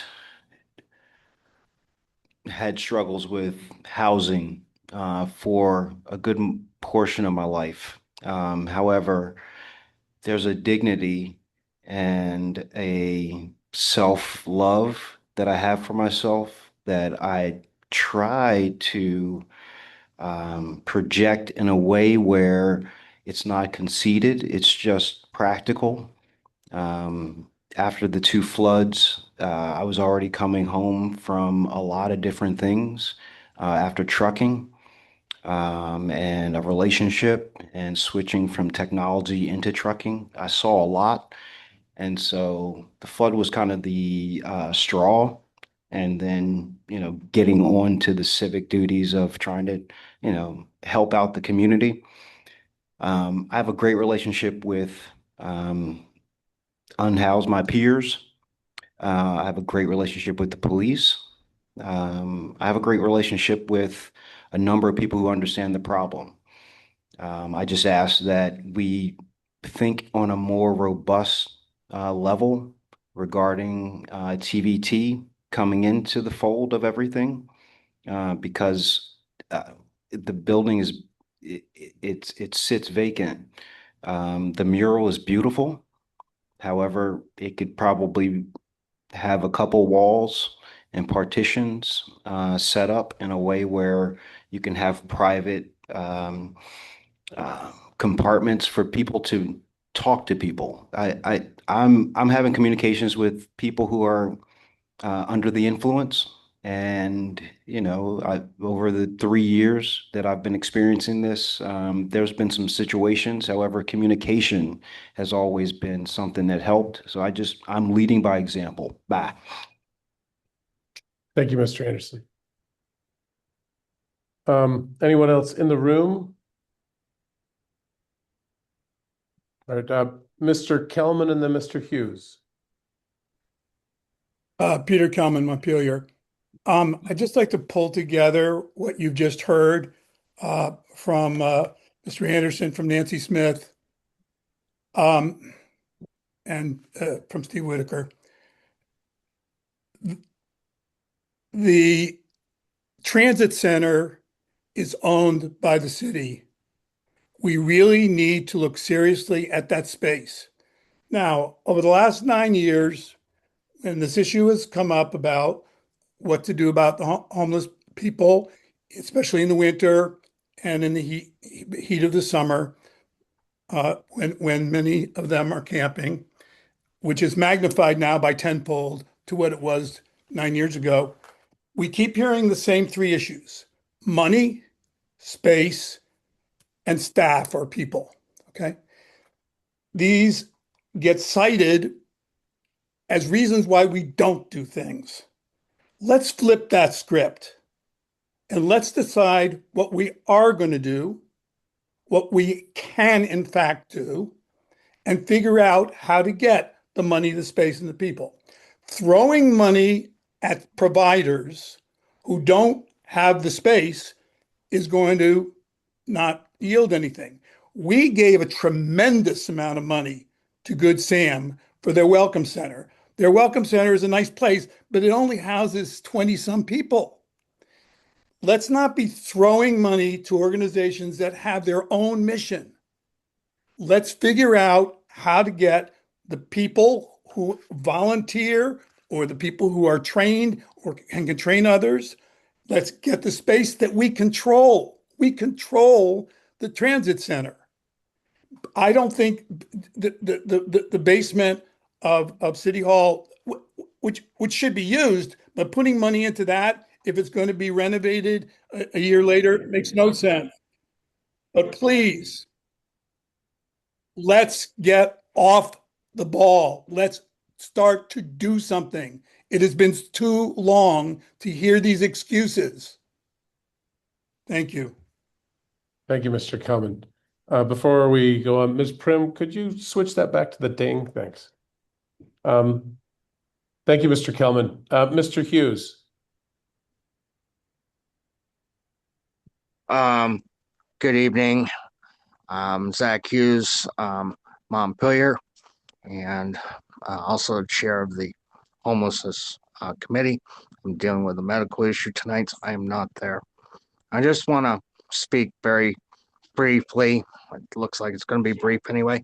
Kelly, you did all the talking for me again, which is good because I needed that tonight, believe me. But the committee reviewed or heard from Beth Ann Mayer, about her and Rick and Ken, their proposal. And we would like to submit it up with a recommendation that it be allowed to, well, go, but we still have things to figure out. So, you know, all I've got to say is it doesn't look like we've quite gotten there, but I want to say we have an urgency in the matter. Thank you very much, Mr. Mayor. Thank you, Mr. Hughes. I have a question for for the homelessness committee. So I guess I'd direct that to you, Mr. Hughes, Councilor Sheridan, Councilor Brown. You're on that. Okay, sorry. Which is, I think that I'm wondering a few things, and let me get through all of it so it sounds right. One, I think that as a sort of extension of council, we're looking to the committee to make real actionable recommendations, meet with city staff. For example, I know at one point there was a talk about placement Not right now. of picnic tables and desire among the committee to, there was a desire among the committee to participate in that process. I'm just wondering sort of what is council waiting for the committee? Is staff waiting for the council to give direction? Who is waiting on whom for us to move something forward? I'm not clear on that. And so if the committee is waiting on council, I'd like to know what the committee needs from council in order to be able to come back to us with actionable recommendations. Well, no, we're Go ahead. giving you actionable recommendations right now, based on what we heard from Beth and Mayor. And that's what we have. These are actionable recommendations. However, it's my understanding that you still are needing to meet with your council. So I don't know if we're there. I see it as, you know, we were looking at it in committee, and then we were going to not come back, but bring it to y'all and say, we like it. You know, we spent an entire, I think, meeting almost going through it. So, I mean, I don't know what, I mean, this is actionable this is actual recommendations. And I will tell you what Beth Ann said.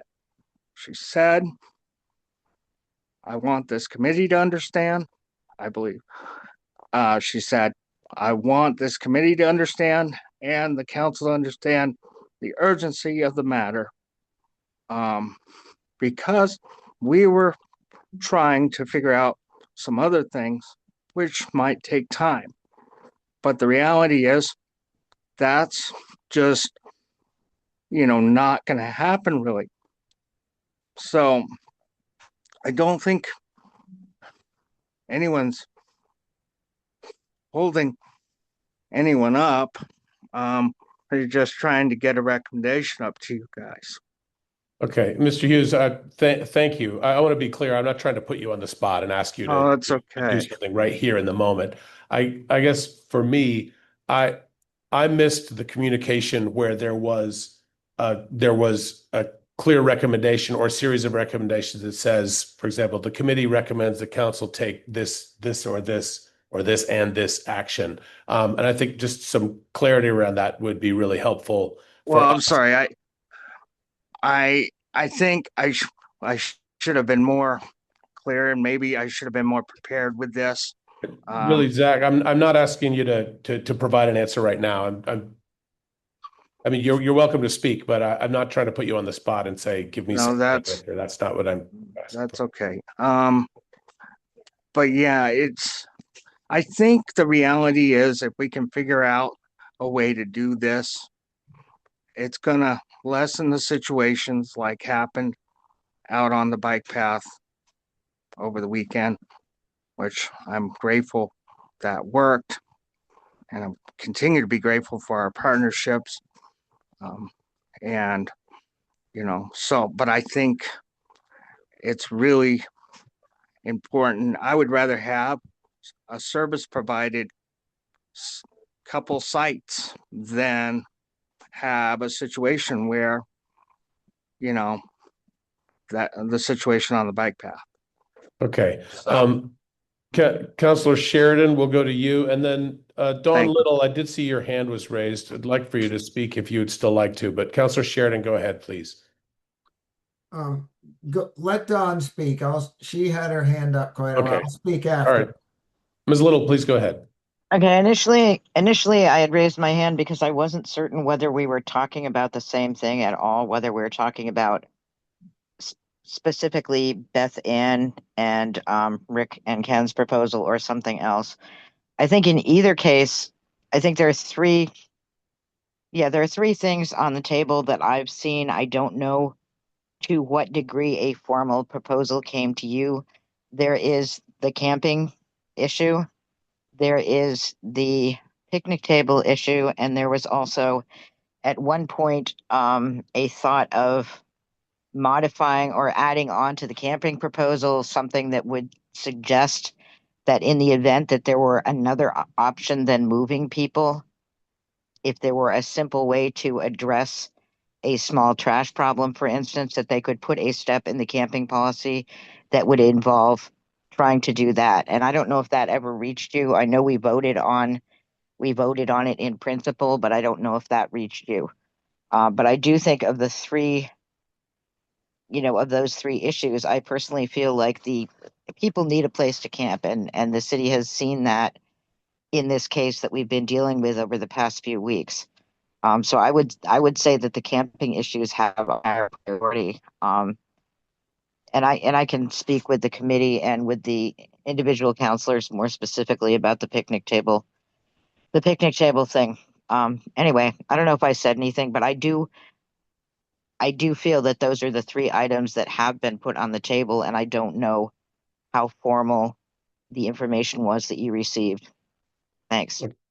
Speaking only for myself, I didn't receive anything formally or informally. I think what the count, and I'm going to speak for myself and the council, please chime in. I think what would be super helpful for us is we recognize that entering into some kind of potentially management agreement for encampment management is a decent idea. What we don't know is exactly what does that look like? Who are the players? What would be the responsibilities and who would carry those responsibilities? We'd need that kind of specificity in order for us to be able to do something meaningful. If we're talking about picnic tables, knowing that we should maybe offer some picnic tables somewhere in town, I think we're all in agreement that is something we need to be exploring. I think what we need is a recommendation that that council should authorize staff to place a picnic table at X location. I mean, that something that is that specific, I think would help. Or these 5 locations, and let us talk that out.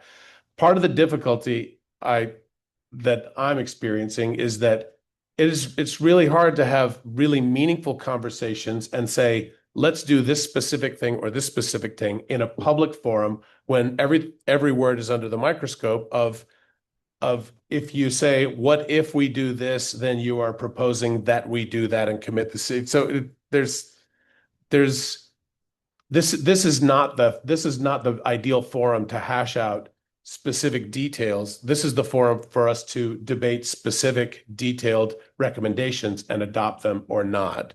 Councillor Doyle? I know Jim had his hand up first. Oh, I'd be happy to speak. he did. So Councillor Sheridan, we'll go to you. I'm sorry, I forgot that you were there. Okay, I'm going to go off on a different track here. We're the leaders of this city, the council. We're the ones that make the decisions. We need to step up our game. I mean, to put it on a committee that really doesn't know what to do, because so many times this committee, and I've heard from the past people who are on the past committees, that stuff was brought forward. that was never done or taken up by the council. Nothing ever amounted to anything. I mean, I agree with Peter and Steve. We had a window in the last meeting to really look at the transit center, and you all shut it. There's a 5-1 vote against me. You all shut that window. Oh, 3 weeks isn't enough time. 3 weeks is 3 weeks. Why don't you try sleeping in the streets for 3 weeks and see how that feels? Maybe you would be a little more urgent about it. That transit center is owned by us. We were handing it off to somebody who had no say on anything because they were a totally different organization.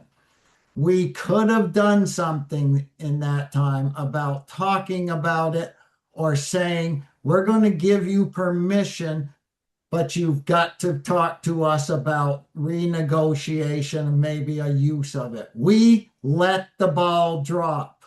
So we need to stop looking to the committee and start looking to ourselves and say, we're the counselors, we're the ones elected to make decisions. Let's make some decisions. But no, we just keep kicking everything down the road, and now it's kicked down the road to December. So the whole summer is gone, like I said.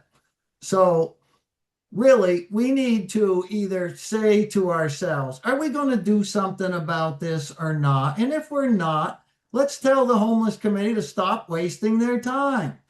And the rest of us who sit on it to stop wasting our time, because nothing happens, and it has to happen more from the council. That's all I got to say.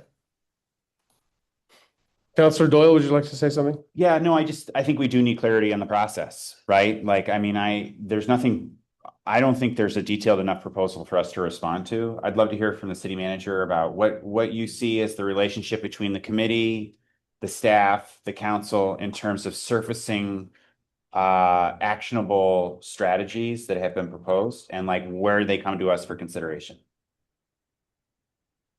So we were operating I'm operating under the prior conversations that we had that the homelessness committee would be part of their charge and staff would support the development of those recommendations to you. I think we're happy to take on more of that where we're cultivating it. Maybe they respond to it, or maybe you all set the criteria that you want them to respond to. But I think that's where we're at with this. Okay, so have we been working under the assumption then that the homelessness committee is going to bring us a formal proposal that we could respond to? And we don't have that in front of us right now. I think that's right. I think part of that as well is that you also don't either have a decision about whether you want your basement space to be further invested in, which is what we've been analyzing and some of which I reported out earlier, or whether you want to identify locations for this. And so that's the next conversation that we're hoping to have in short order. Because absent the identification of some locations or decision to lease out space, any criteria for a provider doesn't really make sense. Yep. So I'd see that as being the sequence of events. And we have, I think, some idea of what the providers are asking for and willing to put up. I think we have some idea of what the city is asking for and willing to put up. And we have to just provide further shape around that. Great. Yeah, I mean, sorry to be dense about this, but I just really want to get clarity on who is kind of shaping the decision opportunity, right? Because I mean, what I've heard just Jim say is the council should, and what I think we've been working under the assumption that it's coming from the committee. And I think what I'm hearing from you is that is we are waiting on that, and we're doing the staff is helping support that through analysis of the different options that can come to us for a decision. But I do think there has not been the formalization of that activity from this committee. You have other committees that will write you memos and give you policy language on things to decide around. I don't think we're seeing that from the activities of this committee. And so, the opportunity is either tell them that's what you want and expect them to do it, or staff will do it and we will vet it that way. Thank you. Councilor Brown. Yeah, I think we have been really clear in our charge to the homelessness committee. And I think we have told them we would like them to give us specific recommendations. We've indicated the nature of the recommendations that we would like. And I also agree with Jim that it's ultimately our job to do this. And so if we're waiting for the homelessness committee to tell us something or do something, that's a mistake. I don't want us to do that. There are a few things that it seems like we're sort of waiting on. The picnic table question, there's really no reason why we have had to wait this long and have so many discussions that weren't even really discussions about where to put a couple of picnic tables. I don't think that's a council decision, where to put a picnic table or where to put a bench. I mean, it's not a council decision. Now, if we're talking about an encampment area where we're saying here, we're going to put a picnic table here, and we're going to put trash here, and we're going to put a porta potty here, and we're going to tell people it's okay to camp there, yes, then that comes back to the council. That's our decision. But I think you put a picnic table wherever you want. And if the homelessness committee doesn't have specific ideas for where to put it, I know that Matt has specific ideas for where to put picnic tables, because he has shared that with the committee. So the staff could certainly do that. Then the question about we have been told, the committee was told that a proposal was brought to the city manager for managing encampment sites. And my understanding is that that didn't come in writing. We didn't see it in writing. I don't know if I'm right or wrong about that. The homelessness committee, in my memory, at the meeting I was at, and I haven't been able to make every meeting, I believe that that committee voted, or at least came very close to voting. It may not have quite had a quorum, but what they were wanting to say was, tell city council to take this up and look at it and do something, respond to it in some way. So I think we're trying to do that, but that's why I keep coming back to this urgency is, that's what the homelessness committee has asked us to do, is to take this proposal seriously. And so we need to do that. And I don't think there's anything else that we need to wait on from the committee. Sorry, Yeah. I didn't mean to interrupt, but like, I haven't seen a proposal. I haven't seen a proposal either. So that's a question for Kelly. I guess that's a question for you to clarify. How, have you actually gotten a proposal, or do you need more from whoever gave you that idea? I had a meeting and a conversation of which I have notes from, but I don't have a proposal. So to we provide could, to you all. we could ask for a proposal. I think that the next steps for us are the ones we're planning to take, which is to clarify what questions we have, get answers to those questions, and then from there, if we had a proposal, we could work it out. I mean, I think that there is willingness on the part of this group that has come up with these ideas to, just because they haven't written something down and, stamped the proposal on top of it. I think they have a plan, they have an idea, they would like to be able to work with the city to make it happen. So I think we can do that. I don't think we need anything from the homelessness committee to do that. And I just would urge us to move as quickly as we can to be responsive. Councillor Gill. Yeah. Oh, sorry, Ms. Curry, do you want to respond? Yeah, I would. I mean, I just would, I definitely can write up what I heard from the proposal from Montpelier Cold about their willingness to manage a camp, an encampment area. Again, I think there's other questions that you all need to resolve, and I think you may have other criteria that you might want to consider imposing on such a agreement with them. Relative to sort of decisions about, placing picnic benches and like extra porta potties and trash service, some of that stuff I think is easily absorbed. I think absent a more comprehensive direction about how you want to spend your $40,000 in this bucket, I'm hesitant to do some of those things because that will dwindle so I don't actually feel like I should just go ahead and spend those money and do those things. If there are, if we have stuff laying around we can use, we'll do it. But, absent, I think, some clarity from council of, well, we want to identify locations so we know what we're resourcing, or, there's been some dialogue of, oh, we know there's a camp serving one individual, like, let's stick a porta potty over there. Absent some of that clearer direction, that fund will dwindle. I'm happy to do that, but I don't feel like that has been clarified to this point. Councillor Gill? Yeah, this is so frustrating. I think my heart rate is like through the roof. So I think committees, what is the purpose of committee? We did propose a structure on committees many, many, many months ago. And, what is the purpose of this homelessness committee? It is to help guide the council on these decisions, right? So our committees are supposed to be an extension of the council and being experts in that field, so that they do the research, they do the homework, they talk to the partners, because we don't have time to do all that. We're not experts in all of these topics. That's why we have committees. And so I rely on the homelessness committee to come back and advise us on options. And I feel like we've asked them very clearly for reports, for action items. I mean, I can go back.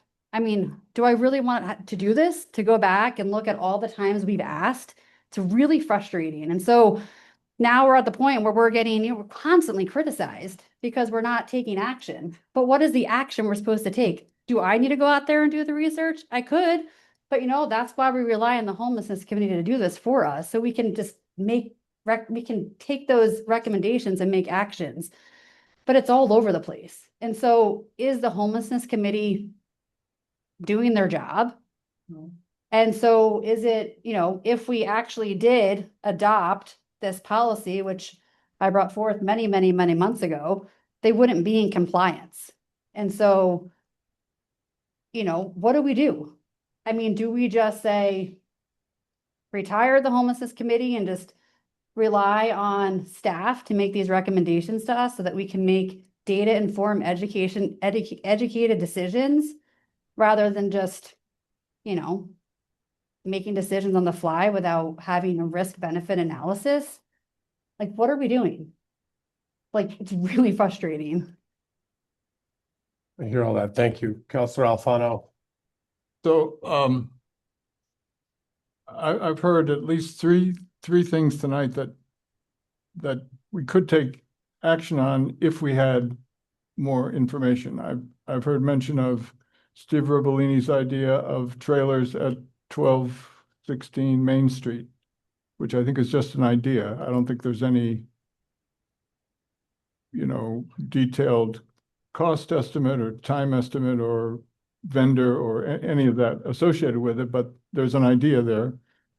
There's the idea of using the transit center in some capacity, perhaps adding a shower, which I think is easy. It's the monitoring and how it all would work and getting the agreement of the transit folks. And then the third is renovating City Hall versus some other space, or perhaps renovating City Hall in a way that would still be useful in the future renovation of City Hall. Anyway, the point is those three are just ideas, but if we had comparative information, I don't think we can do them all, but we can do something. But I think we need more information to be able to compare them to make a reasonable decision.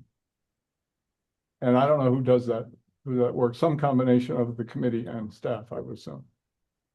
Councillor Brown. Yeah, thank you for enumerating those. Sal, I would add a fourth one to that list, which is the idea of identifying areas that people can camp in.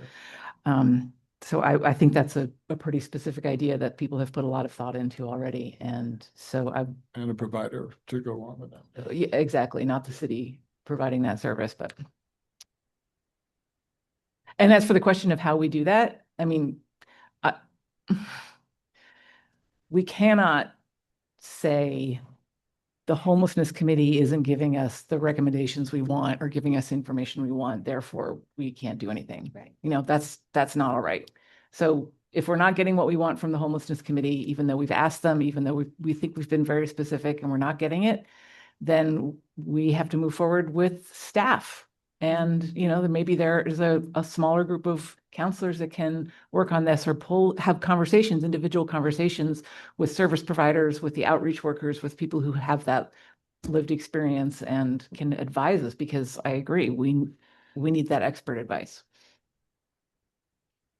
Scurry. I would propose that I will draft something that looks like an RFP or an MOU, draft MOU that proposes criteria for what we would provide at a encampment location, what we would expect a provider to deliver as a partner in that encampment location. And in that interim, you will have heard the advice relative to whether you should do that or not, and then have criteria to respond to. It will be part of the packet. It will have public comment. The members of the homelessness committee can respond to it as at that time. You know, if there is an intervening opportunity for the committee to see it ahead of time, I don't know the meeting schedule for all of that, but that is possible as well. I will say, again, I think with your limited funds, you should hone in on one thing, because I think you're going to want to save some money for winter, whatever happens in the winter, and whatever rendition of this conversation comes back around in the winter, that there just will not be enough to, you know, put porta potties places, clean up encampments, install showers, run, you know, trash pickups, you know, all those sorts of things. I think we can just really get to where you all feel most prioritized and do that.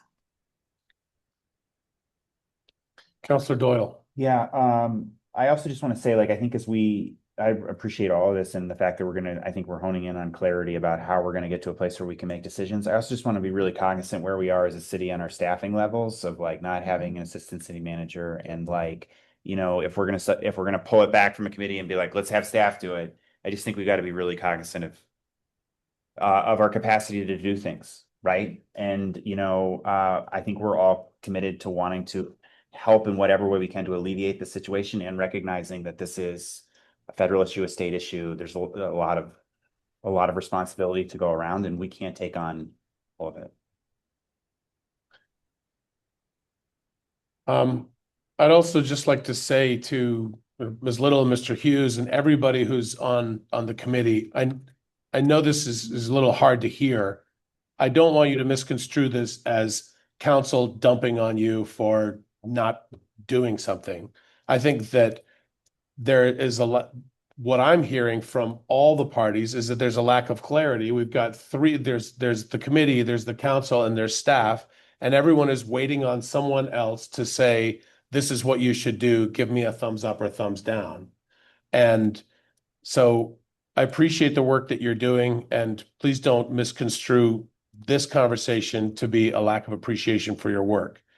Having said that, I think that if we are going to take things back to committee, I would like to ask Councillor Sheridan and Brown and Mr. Jelasik, who is the staff person on there, to help make sure that whatever is discussed in that committee gets somehow synthesized and reported back to council in some sort of actionable form, preferably written, I would say, so that we can say, oh, we're going to vote on putting a picnic table at X location. That's something that we can action on. Beyond that, Councillor Gill, I hear you that it's not going to be the seven of us in this room that hash out where to put a picnic table, or to hash out the details of an MOU with Montpelier Cold or someone else. So we do also need that from staff. And I also hear Councillor Doyle's point, which is staff doesn't have infinite time and we don't have infinite money. Right. So these are all of the things. Ms. Smith and Mr. Whitaker, I feel, does either of you have something else you'd like to add? Ms. Smith, go ahead. I'll give you another 2 minutes to speak. Jim. Oh, Jim, do you still have your hand up? Yes. Okay, I'm sorry. We'll come to you next. Sorry. Good. You were covered up by a window on my screen. Go ahead, please. You mean me or? Oh, sorry, Ms. Smith. Go ahead. Okay, thank you. I am tremendously confused as why you are talking about a picnic table. I don't see any homeless people congregating around a picnic table. I see them looking for places to get out of the rain. And if you can put a picnic table somewhere, why can't you put something like a roof somewhere? I can't believe what I'm hearing. I really can't. There are numerous proposals. I know you all find Mr. Whitaker tremendously annoying, we all do, but he's brilliant. He's got ideas, and he created a proposal. Did anybody look at it? Anybody? Does he not count because he bothers you? Sorry, which one of the 1,000 proposals are you talking about? Why I don't have you- read the proposal you're talking about. Yeah, pick one. Get these people out of the wind and the rain. Mr. I Know 17, Steve, Cat Stevens songs. I mean, we assume that your heart is in the right place with all that wonderful music you play. Is it? That's what we've been wondering. Thank you. All right, Can I, thanks. can I just clarify how we got here? There was a special meeting on April 29th where a number of, a large number of items were considered for council for the dimensions of action that they have authority and resources to take. And, from that discussion with citizen and provider input and the homelessness committee input, that is how picnic tables as a identification of a location where people might be able to spend time during the day grew out of as a action item on this list tonight. Mr. Anderson, and then Mr. Whitaker will come to you. Go ahead, Steve.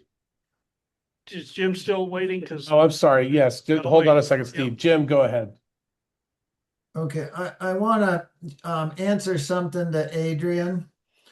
First of all, we have almost never had a quorum, so we can't vote on anything. We can't move anything forward. We just had a member resign. We have a new member that's only showed up for one meeting. We are always with 3 people. There's more staff there quite often with me, Carrie, and Matt than there is people on the committee. So for the council to keep saying, well, the committee isn't bringing us anything, we're not going to bring you anything if it stays like this. That's why I'm saying, let's take it up a level to us. Let's start realizing that we may not be able to get a quorum. We may not be able to vote anything to move forward to you unless you want to do things that, I don't know, if 2 people mention it, we move it forward to you, but we never, almost never have a quorum. And so we just spin our wheels. And that's why I'm saying I'd like to take some things up to the council and say, let's pick one and push forward on it. I mean, personally, I think we should push forward on the transit center myself. I mean, I think that the picnic tables is a distraction. Yes, it would be nice, but it's really not going to solve anything. It's not going to give anybody a place to sleep. It's not going to give anybody a place where they can camp without being bothered. I'm going to tell you what the lawyer told you. He already answered the question I asked, and it said everything. Anything we do on this matter is liable. It doesn't matter. We can talk to the lawyers for 3 meetings straight. Everything we do is going to be liable. So we either got to decide, do we want to be safe and not do anything, or do we want to pick something and go forward and take our chances? But right now, we're going to be in July very quickly. Before you know it, we're going to be in September. We all know how fast summer goes. So we gotta pick something and we gotta work on it. And we may not be able to wait for the homeless committee because we just can't get a quorum. And I think we have to kind of move things ahead ourselves. Thank you. Thank you, Councilor Sheridan. All right, Mr. Whitaker, go ahead. Steve Whitaker again. I can try to synthesize what Beth Ann brought to the homeless committee that didn't have a quorum at the time was pick 2 or 3 sites, and Matt Jelassic spoke about. Sorry, I know I'm interrupting you. Just give me 1 second. I think that the manager has notes about that thing and is going to bring those to us. If you would like to use your time to comment on something else, I think what you're about to say may be covered very well by her effort. Thanks But for that go ahead. clarification. I think it's for the benefit of the greater council that there are strong proposals about hygiene is inseparable from safe camping. And many of these people do not get along because they've been left outside so long. You cannot generalize that 1 or 2 sites is going to be enough. Beth Ann proposed 3 sites: Home Farm, Dog River, and Peace Park. Peace Park may be too close to the bike path, except all for the most well-behaved. But the model is where a management organization rewards the well-behaved with the choicer sites and has the discretion to say that's the only site available to you because of your behaviors. And then if you demonstrate, but it's a ladder of opportunity, but it's inextricable to the hygiene issue. If you can't live outside with a porta potty. You've got to have hygiene, hot and cold running water to keep yourself from getting diseased. So if those couple of core elements sink in, you'll understand that Beth Ann is just reticent to offer a real solution because she thinks that the way McGrath talked, that you don't get any result or it's impossible financially. There's a lot of things that are impossible financially until you resolve to do them. And this one has been kicked around too long, and the hundreds of thousands that we had set aside in ARPA money for homeless services got reallocated. So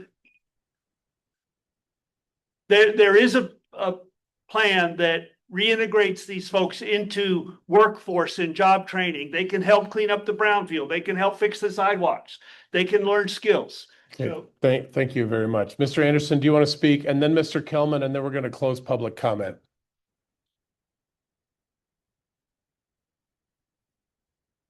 Oh, I'm sorry. We will have a third person. Mr. Anderson, go ahead.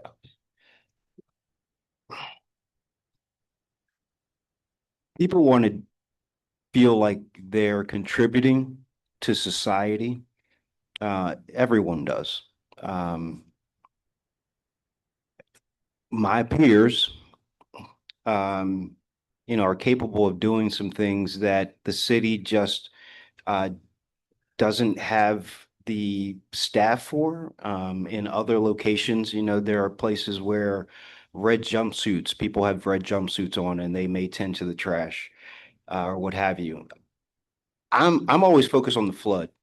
And so, there are opportunities to incentivize maybe cleaning certain areas. $900 is a lot of money. I could do it for $5.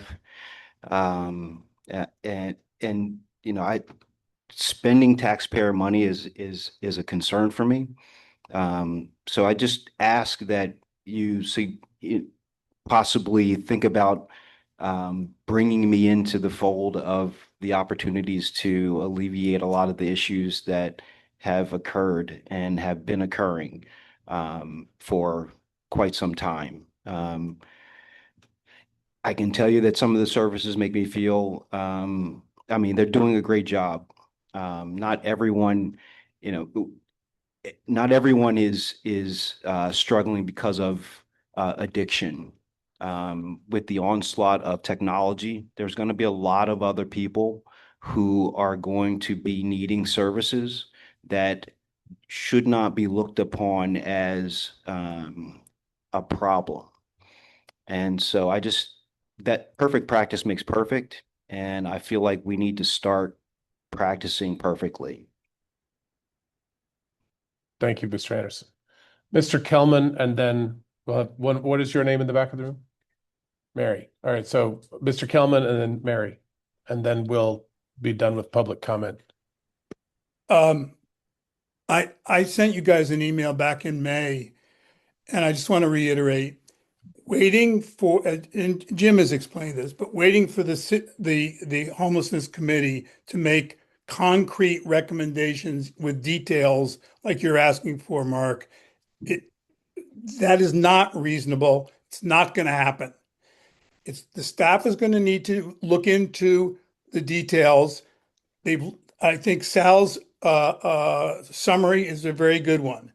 Trailers, Ribellini, Transit Center, City Hall basement, camping access. Those are the four big ones. I understand that the staff is overworked. Well, draw on some people who actually know something. We used to have a homelessness task force. The homelessness task force had people on it who represented the service providers. There were some problems with that, but at least you were talking to people who actually knew how to get something done. We made recommendations. You have the Parker report. It was ignored, but the solutions are out there. We just have to figure out how to do them. And I think that has got to land on the city manager's desk. And I think the city council should tell her specifically, concretely, just like you want the committee to do. Look into these four issues, come back to us with analysis and recommendations, which I think is what she said she would do, I guess, at the next meeting, although time's a wasting. This committee cannot give you what I keep hearing you say they need to give you. I'm sorry that they can't do it. Please stop with that one. Thank you. Thank you, Mr. Kelman. Mary, if you'd like, you have 2 minutes, and then we'll close public comment and we'll take a break. Mary Messier, Montpelier. I don't really have 2 minutes worth. You know, these meetings, you hear so much and you can agree with a lot and you can disagree with a lot. And I just had a specific question. Kelly has mentioned that she's going to do some written things to ask some questions. Was that of the homeless committee? I kind of didn't know what you're referencing.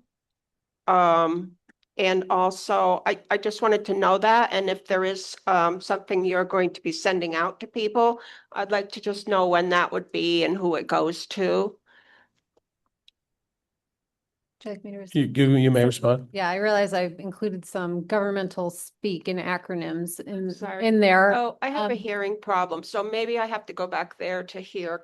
Okay, I'll talk louder. So what I committed to doing is writing either a draft request for proposals or memorandum of understanding. Sending that to. I'm just putting it in the packet to council. Oh. And if the homelessness committee wants to respond to it and provide input, it's open. It would be published for all the public to respond to as well. But at this point, what I'm hearing is that the step, like taking the step to solicit the involvement from the committee has not been effective. And so the opportunity for any individual members of that committee to respond will be available, but we're not going to take that intermediary step. It will go into for council consideration to edit and adopt or not adopt. And anyone can comment on that. So this is something you're writing up and will be sending out to people very soon, or the council meets every 2 weeks. So we publish our packet generally the Fridays before a council meeting, and anyone can access it. Okay, thank you. Yeah. I haven't been coming to council meetings for a long time, so I wasn't really sure. And just wanted to know that specific thing. The other thing I can say is I do think that it sounds like it's always sounded like the transit center could be utilized. I do think the other company is taking over some of the bus infrastructure routes. I Yeah. forget what the name of the new Tri-Valley is. Tri-Valley. And, you know, I don't know how that plays into it, but I do think there was some good suggestions about some things that are doable during this meeting tonight. Okay. So Thank you, Mary. It does get very confusing though, and I think that really got to concentrate on clarity and sometimes maybe having to, you know, be as specific as we all can be, not pointing to any person or any committee, but sometimes the things get lost here. Thank you, Mary. You're not wrong about that. Question to council, and first question to you, Manager Curry. Do you feel like you have a clear list of what you'll bring to us? And At this point, I think I'm working on one thing. Well, two things, convening you all with your attorneys and writing this draft MOU that would, you know, a service provider could respond to. I think that some of the other things that are on this ongoing list are happening, you know, relative to the convening of partners, the additional, you know, stakeholder types of work, all of those things, those will be ongoing. Again, language for the encampment policy, I think is something we have to consider and will need to be addressed. Should you want to move forward with that whole policy will have to be revised in relation to what you decide. I could use some direction on the city hall on whether to continue to pursue the city hall space based on what I've reported out to you and the expectations that a provider would want to see in that space and the estimate of cost, which we do not have a budget to pay for, might be helpful because we can continue to run down that road, but I don't see that. I will respond related to the transit center. I acknowledge the dialogue that I missed at the last meeting, we have the opportunity to renegotiate that lease this year. I do think the uses at the transit center is going to merit a larger public conversation because there are competing demands on how the public may want to see the transit center use. And so it would, I think, not be good governance on your part to not more thoroughly consider options at that space and solicit public input on other potential uses for that space. Should the grant under which we have a grant agreements we need to comply with allow for that. thank you. Yeah. Councillor Gill.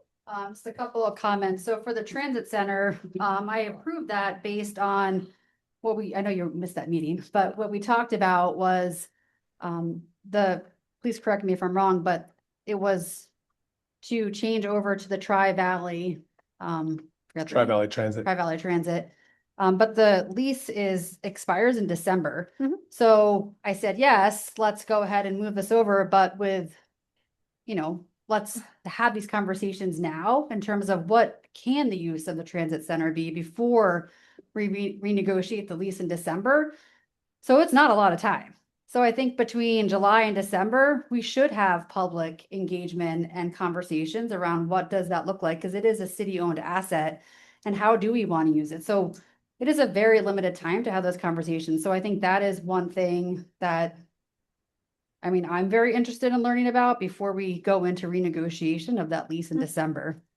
The other thing for the basement city hall, I don't think it's smart for us to invest in refurbishing that place if it's going to be $100, I don't know how much you said. $120,000. $120,000 if it's just going to be torn down and like redone. I mean, that's kind of silly. And we don't have $100,000. And we don't have $120,000. So I think from my perspective, that's something that we should not be looking at because we're going to be redoing it anyway. And let's think of other strategies for, let's be proactive in looking at winter shelters, cooling shelters, daytime shelters, whatever that location looks like. I mean, I would look to staff and the experts to share with us where that may be. And then I don't know if this was on your list, but the camping locations, that's also on the list. So, and I don't know what what the trailer Rubellini is? Like, people have mentioned that a couple times. I have no idea what that is. Steve Rubellini has done some research on what it would cost to rent or purchase a trailer, like a tractor trailer sized trailer that includes 4 or 6 shower units or bathroom units, trailers that are designed for that purpose. And so he's done some of the legwork on what that would mean. So he would pay for that. I don't think that was what he said. Like, I think we just have to be clear, the city can't pay for everything, right? Like, as we said, we have a budget and we're not going to solve this crisis. The city is not going to be one and all of everything. So I think with these, items on here, I would love to have the city come back with, a report of some kind, said, here's all your options. This is how much it's going to cost. Here's the risk of here's the benefit of doing this. Here's the risk of not doing this, and have data to help us make an informed decision on our limited budget that we have. What can we do the most with? Like, what's going to give us the greatest benefit with our limited budget? That's what I want to figure out, but I can't make that decision because I don't have the information. So that's what I would like at our next meeting, is to have the city come back with the list that Kelly just provided so that we can make some data-driven decisions. Kelly, can you speak to what a request like that, is that feasible for you to produce in the next 2 weeks? Is some portion of that feasible and some portion of that would need more time? What is your sense of what that ask means for you and staff? I think that when we had the special meeting in April, it was trying to be a refinement of information that you had all already accumulated over a number of years. And I think now is sort of the time to decide based on your values, like which of those items that are within our dimensions of action make the most sense for you to pursue. Because you can slice that pie a lot of ways. If you were asking me what I think the most data supported intervention would be, it's to build housing or to provide street outreach. But I don't think that that's what we're doing here. We're not looking at like comprehensive solutions. We're looking at what is the temporary, what are we trying to do in a temporary emergency situation? So, no, I don't think it makes sense to evaluate that, because I think this is going to be a values judgment and a budget judgment for you all anyway. Okay. Any other comments, Councilor Gill? I think we should also go back to what our city plan says, right? So we did have that presentation in April, but we should go back to what we all approved in terms of what we should be focusing on. So, our city plan does outline, I don't have to read all of it, but continue the public restroom project, and continue improve public restroom program, continue to administer the encampment policy, continue peer outreach worker program, develop a new day shelter project, continue to fund emergency hotel motel room programs, support homelessness prevention services, create a housing hub programs, develop a plan to identify and support location for unsheltered individuals to congregate during the day and to camp at night, and to create a public education program. Like, that's what we should be laser focused on, right? Because that's what we agreed in the plan.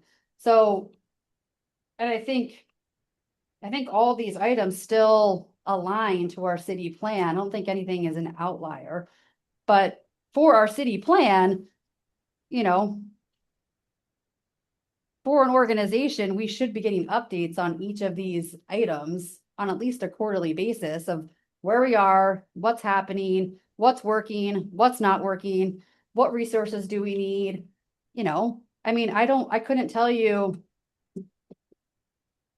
I really couldn't tell you really an update. If someone asked me today, what is an update on a lot of these, priorities for the city, I'd have a little bit of a hard time kind of telling them where we are now, where we're going, and how we're filling that gap.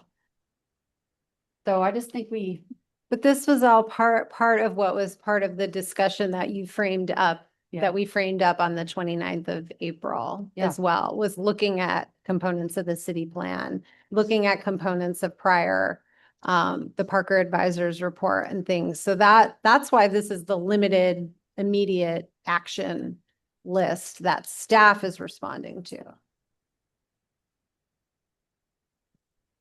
Thank you, Counselor Gill. Appreciate that. I also just like to point out that in my estimation, staying laser focused on a list of 20 items is, I mean, it's easily a full-time job for at least one person. And I don't know that, I mean, I don't know that we could fault the current staff for not having been there already. Having said that, you're right. It would be great to have more clarity on all those things. Mr. Mayor, We are, yes? just gonna say, it's 9 o'clock. I think we customarily take a break at 8:30. Yep, I'm gonna close this out, but I'm gonna say one other thing. Which is that there's a great desire for us to just act. Forget about the process, forget about going to committees, forget about, having conversations in the way that we're supposed to do them, and just provide strong leadership and do.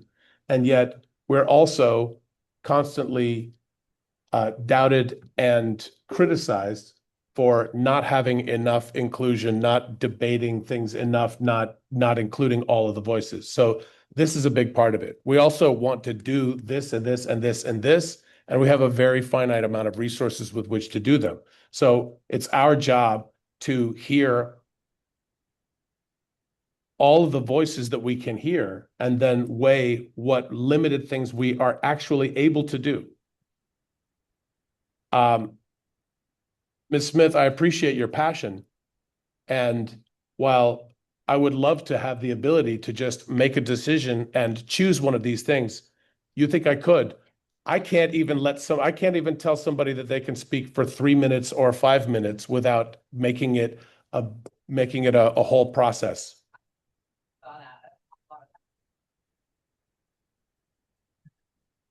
We're in recess. Thank you.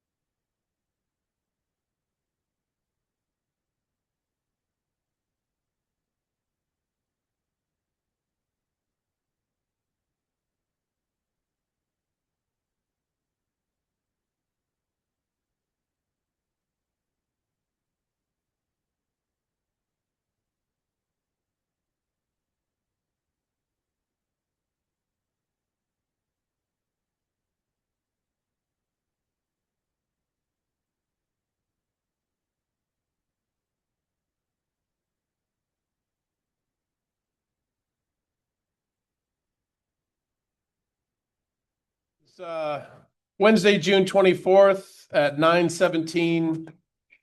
We're going to come back to order.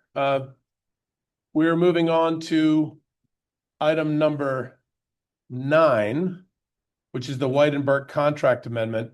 I want to recognize that we have two applicants for the CVRPC appointment who are here in the room, and we're very grateful for your patience.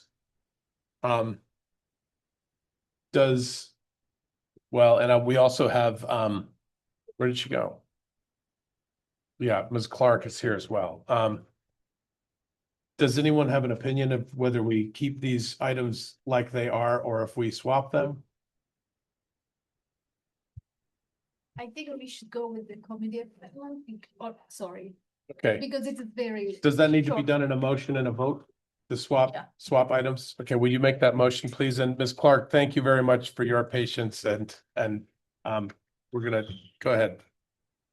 I make a motion to switch the places of these two agenda items and. Is Great. it? Is there a second? Second. Any discussion or debate on the topic? All in favor of swapping these two agenda items, say aye. Aye. Aye. Any opposed? Any abstained? Ms. Clark, thank you for being so patient. We're going to move first to item number 10, the CVRPC and TAC appointments. Manager Curry, do you want to tee this up for us? Thank you. So you all have authority to appoint representatives to the Central Vermont Regional Planning Commission and the Central Vermont Regional Planning Commission's Transportation Advisory Committee. You have authority to appoint a regular and an alternate to both committees. We met earlier this year to discuss these appointments, and your current appointments expire July 1st. And so you all created an application form in order to solicit applicants for this, which has been live for 6 weeks, I believe, and recruiting applicants to apply. And now we've closed that application as of Monday. We did promote this across our website, across communication channels, in our managers weekly. We reached out to Complete Streets Committee relative to this. And so you have several appointments to consider for the CVRPC appointment.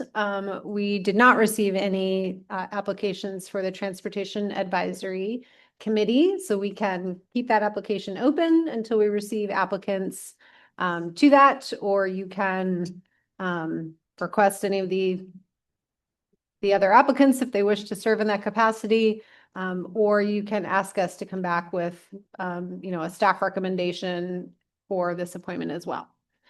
So that's where we're at, and you created some criteria requesting that there is some planning experience, some knowledge of Central Vermont planning items, and I will leave it at that. Thank you. Great, thank you very much. Councilor Gill. One question and then I'll recuse myself, but are there 3 or 4 applicants? Just see. There are 4, including Mike Miller. Okay, so I think Aaron wasn't on the cover sheet. Yeah, there are 3 on. Right, I think his application came in over the weekend when we left them open, and this was published on Friday. So my apologies for that. Okay. His application information is included in the spreadsheet that was sent along with everyone else. Councilor Alfano? I'm just wondering, was that in the packet? The spreadsheet, the application? No. Actually, The application. spreadsheet was sent along separately. So the council are the only ones who received that? Yes. And I'm happy to put that up now, if you wish, and read the names of the applicants, which are our planning director, Mike Miller, Justin Dreschler, Anthony Arapino, and Aaron Kasicki. Great. And then Councilor Gill, you had one more. Recuse myself from this process. My brother-in-law, Anthony Arapino, is one of the applicants. So just to avoid any actual or perceived conflict of interest, I'll recuse myself from discussion and I won't be voting on this appointment. Thank you. We'll hold public comment in just a moment. First, are there any clarifying questions from anyone on council? There are not. Yes, go ahead, Councilor Cohn. Thank you for applying for this position. Can we ask applicants if they consider being alternate or they really want to be primary? I think that as the applicants come forward and They can- make a they can statement, say that. we can ask them whatever we'd like to ask. Thank you. So with that in mind, hang on one second.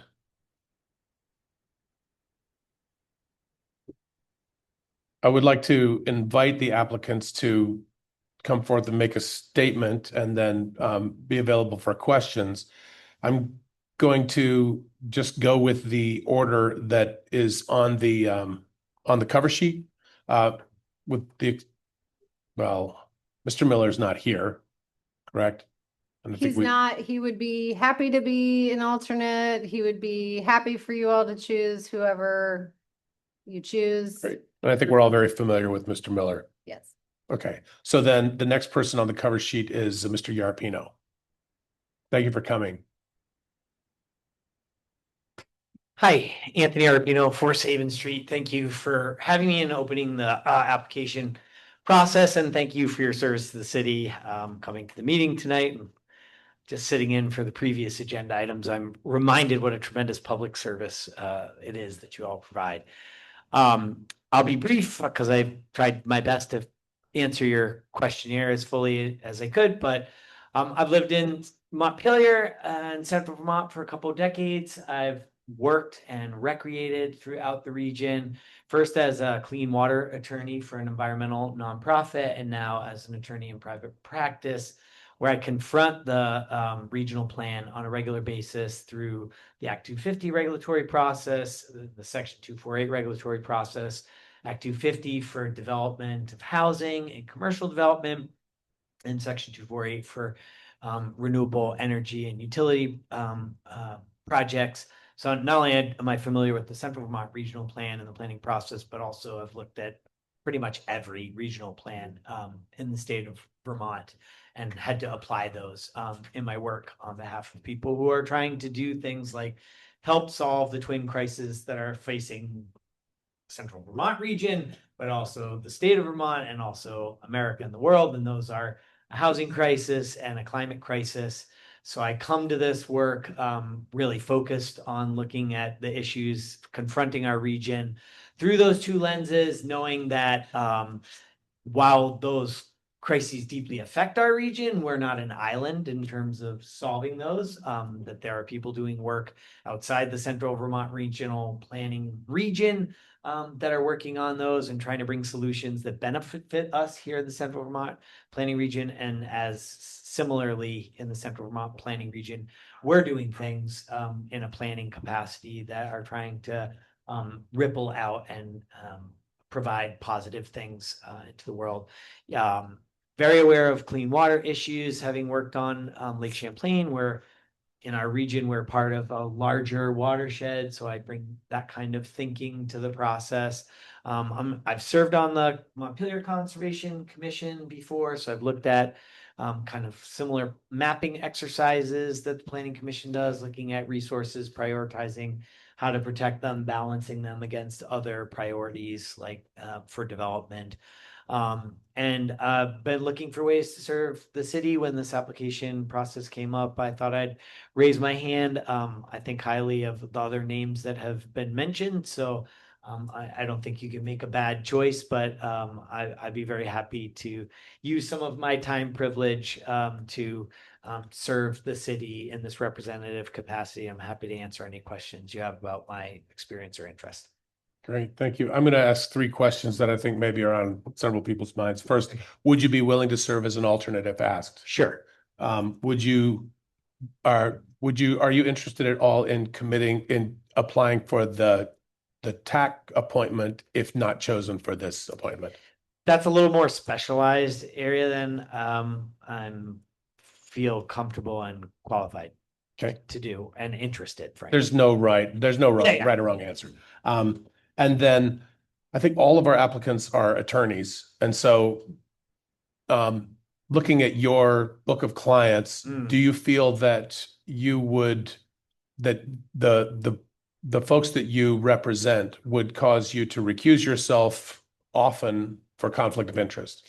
I don't think so, because I don't think there would ever be an actual conflict of interest. I'd be very comfortable disclosing, who I represent and how their interests might be affected. But there's very rarely a straight line between one client's interest and the regional plan. It is a high level document, and it is true that the regional plan is considered in the context of individual projects, but I don't think it rises to the level of an actual conflict. I mean, we've had Mike Miller on as our representative, and his work as a city official has been considered and passed upon by the Regional Planning Commission. So I don't think there's any more of a conflict being someone representing folks from the private sector and trying to infuse that perspective into the Regional Planning Commission's work, as there would be if you had someone from the public sector whose work product is looked at, passed upon, and judged by the Planning Commission. But I think for the sake of transparency, I would be very clear about representing people who are trying to do housing development in the city of Montpelier and in other communities in the Central Vermont Regional Planning region, as well as renewable energy development. But as I said, like most of the time, what's being done at the planning level for regional planning is regional in nature. And most of the time, what I'm doing for development for an individual client is very site specific. So there is an intersection, but it's, as one of several commissioners, I would not feel that it would be necessary or appropriate for me to recuse. I would feel it would be appropriate for me to disclose and to let other commissioners, of whom I would be just one vote, take whatever I say in the discussion into with a grain of salt based on what I disclose in terms of the private interests that I represent that, have a stake in how we plan for our future in this region. Great, thank you. Other counselors? I have a question just about, I'd love to hear more about your thinking about the relationship. I mean, you have excellent expertise and understanding of planning issues. I'm wondering though, like the degree, the kind of line of accountability of council setting direction, right? And how you see the relationship between the council setting the direction, planning commission setting the direction, and then your role as the representative on the regional planning commission. Do you know what I mean? Like whose point of view are you representing when you're in that role? Yeah, if you appoint me as a city representative, I'm trying to represent the city, and the city speaks on planning issues through its elected and appointed bodies. So I think it would be a liaison role. I don't have a specific personal agenda for the Regional Planning Commission, other than I live in this region, I work in this region, I love this region. I want to see it thrive. I want to see it do a better job meeting the challenges that it confronts. But the emphasis on representative, you're there to carry the voice of the city into that regional planning discussion, and the city speaks through its expert and elected bodies. Thank you. Great. Other questions? There's no other questions. With all due respect, I have had other commitments, so I don't mean to be disrespectful. I trust whatever you decide, but I'm gonna go. Thank you so much for coming and for being so patient. We really appreciate it. Thank you, Mr. Arpino. All right, we're sticking to this, so we'll go next to Mr. Dreschler and then to Mr. Kasicki last. Mr. Dreschler, are you available? Here you go. Indeed, I am. Hey, everybody. Justin Dreschler. Some of you know me, some of you don't. I've been in Vermont for like the last 10 years with my family, got a couple of young kids in the schools. My wife is in the schools in a volunteer or volunteerish capacity. Um, yeah, I've been wanting to do something for the city. I've been on a smattering of committees in the past, and I've been happy with the work we've done. I've been really proud of it. And, so I figured I wanted to try to give something back to the city again because I've got a little bit of time in my hands. As you all know, I was running for mayor until someone talked me out of it. And so, since that project died, I want to take on another. Regarding my experience, I have none in this particular area at all, literally none. In that regard, Anthony is quite a bit more qualified than I am. However, I also don't think it matters at all to have experience on these particular committees. Um, Everything can be learned along the way. You're not a decision maker, you're not a policy maker. I mean, I have talked to the executive director of the CVRPC at length about the position. I'm very confident that I can handle whatever's thrown at me. What I think actually matters for these committees is that you show up and you work hard. That's been my experience is those are the people that are most effective, the ones who are willing to put in the time, not the ones that necessarily have the expertise. And that is what I can promise. If you look at my work product in the past, I'm extremely proud of it. And I think if you talk to anybody who's worked with me, they say that I'm relatively easy to work with. I at least play nice at a minimum. And that's it. But I also don't care. And Anthony would be awesome. And I'm just here to help if you guys need help. And to preemptively answer the conflict question, I am an attorney. I do not practice in Vermont. I mean, I'm barred, but I don't practice here, so conflicts would never be an issue for me. Great. Would you be willing to serve as an alternate if asked? Yeah, I mean, I don't really know what an alternate would do. I mean, I suppose show up as our rep at meetings that people couldn't get to. Um, and actually, I'm going to say no to that. That I feel pretty strongly that someone shouldn't be half in, half out for a position like this. So I'm not interested in that. Yeah, well said. Other questions from council? Good, thank you. No. Great. Okay. I'm going to bed. Thank you so much. Thank you Bye, very much everybody. for sticking it out here this long. Appreciate Yep. you. Okay, Mr. Kasicki.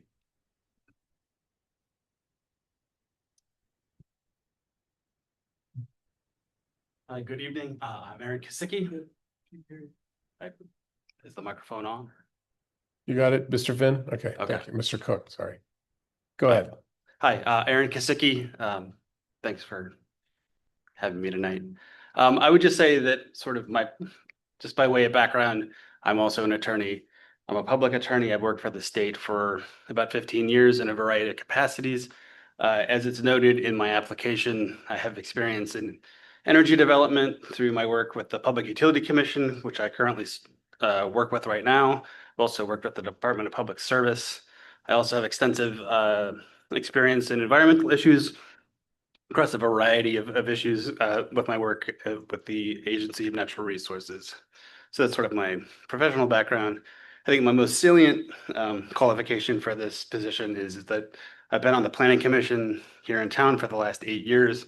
I've been the chair since this past fall. And so I've been, I've taken a laboring oar in developing the the town plan, which was a significant undertaking. It took a long time to do.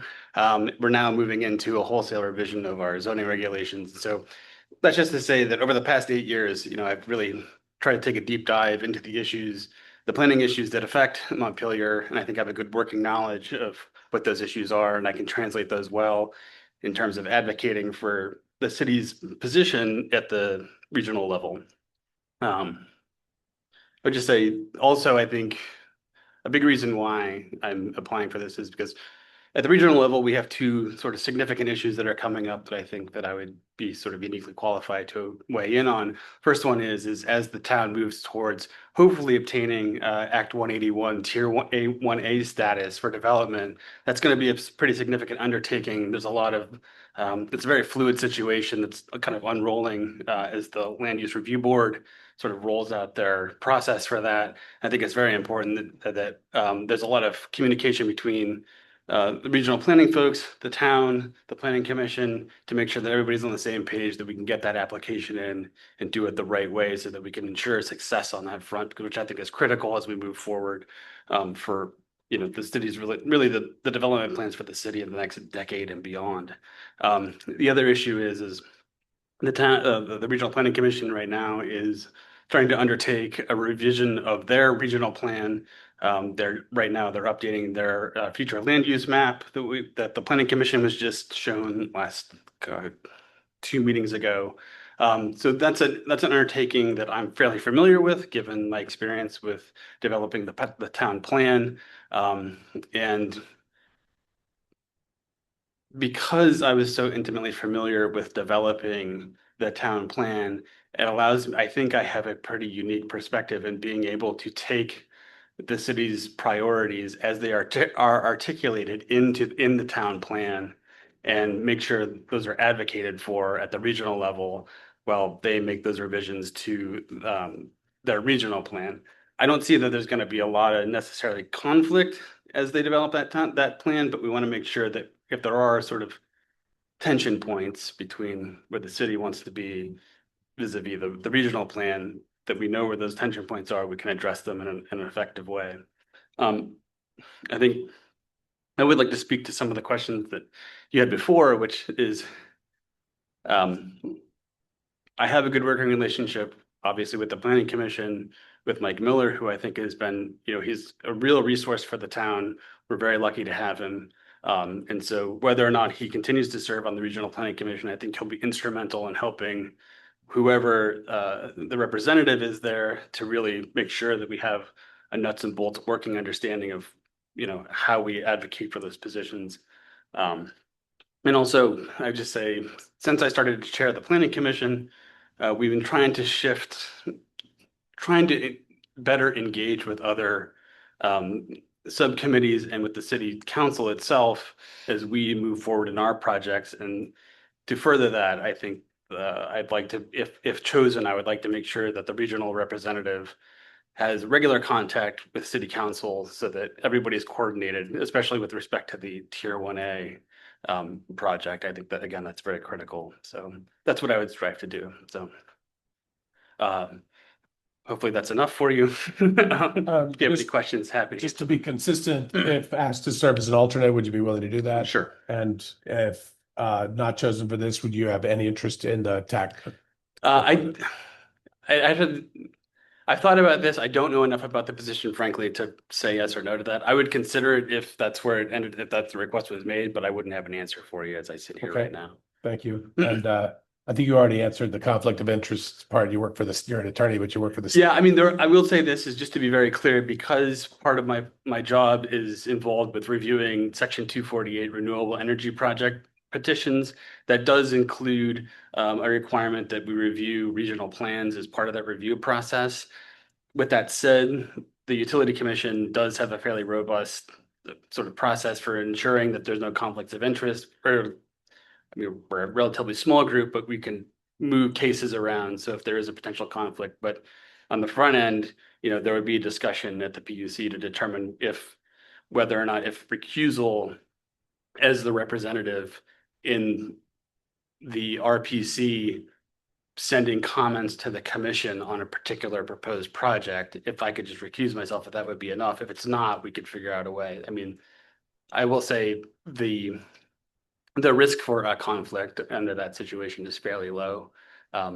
It's possible, but I'm confident that there are ways to address it. I just, without seeing a particular, proposal in front of the commission, I don't know exactly how we would address that conflict. Sure. And just for clarity, I'm asking everyone this, not to say like, would there ever be a conflict of interest, but to say, would your work make you have to recuse all the time and therefore render? There's a world in which I might have to do that, but it would not be regular or thank you. a risk situation. So. Other questions from council? Councilor Alfano. Hi, Aaron. I'm just wondering, time commitment wise, there's a lot of subcommittees in the RPC. Yeah, I'm just wondering how it might affect your position on the commission, planning commission. Yeah, that's a very good question, and I appreciate you asking it. I have had extensive conversations with Mike Miller about the time commitments and whatnot, and I've thought long and hard about those before I applied, and I feel confident that if selected, I can manage those time commitments. So, And stay on the city's planning commission. I've I would say this is that I mean, as the chair, it becomes a little more of an all-encompassing sort of situation. And again, I feel like I have a fairly, again, we are very lucky because we have a professional planning staff that does a lot of the legwork for the city planning commission. So a lot of the sort of work that I think other planning commissioners do in other towns, we don't necessarily have to do. So it does sort of lighten the load for the city planning commission a little. So I think you would stay at least for a while My stay on that planning commission. Yes. Yeah. Yes, sir. Good. Thank you.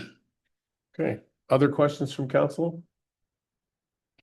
Mr. Kosicki, thank you so much. Great. You're welcome to stay. You're welcome to go. We totally get it. Thank you. I'm gonna go grab some dinner. It's I late for me. appreciate we appreciate your willingness. Yeah, to I stay thought to this way. myself, I was like, well, 7:30, they'll get to it. And then I realized, but thank you, everybody. Thank you so much.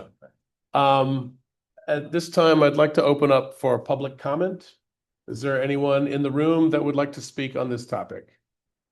And I'll just say for anyone who wants to speak, either in the room or on Zoom, these three folks are stepping up to volunteer to work on the behalf of our community as to the best of our ability. If we could keep our comments constructive and devoid of personal characterizations or attack, that'd be great. Mr. Whitaker, go ahead.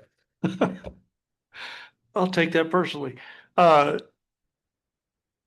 I will reserve my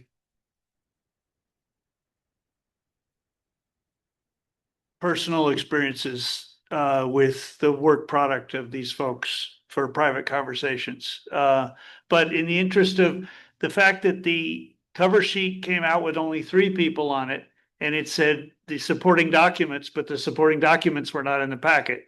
So the public has not had any opportunity to review, comment, or advise y'all on any of these candidates.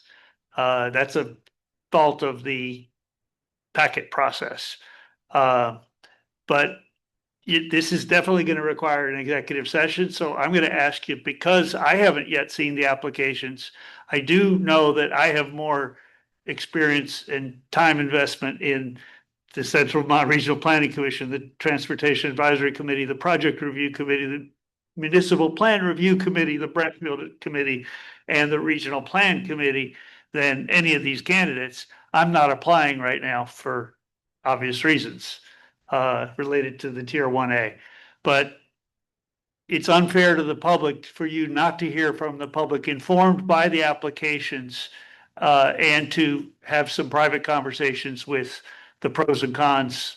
Probably meant both ways. So I'm going to suggest that you postpone this decision. There's no pending issues at the Regional Planning Commission that are urgent.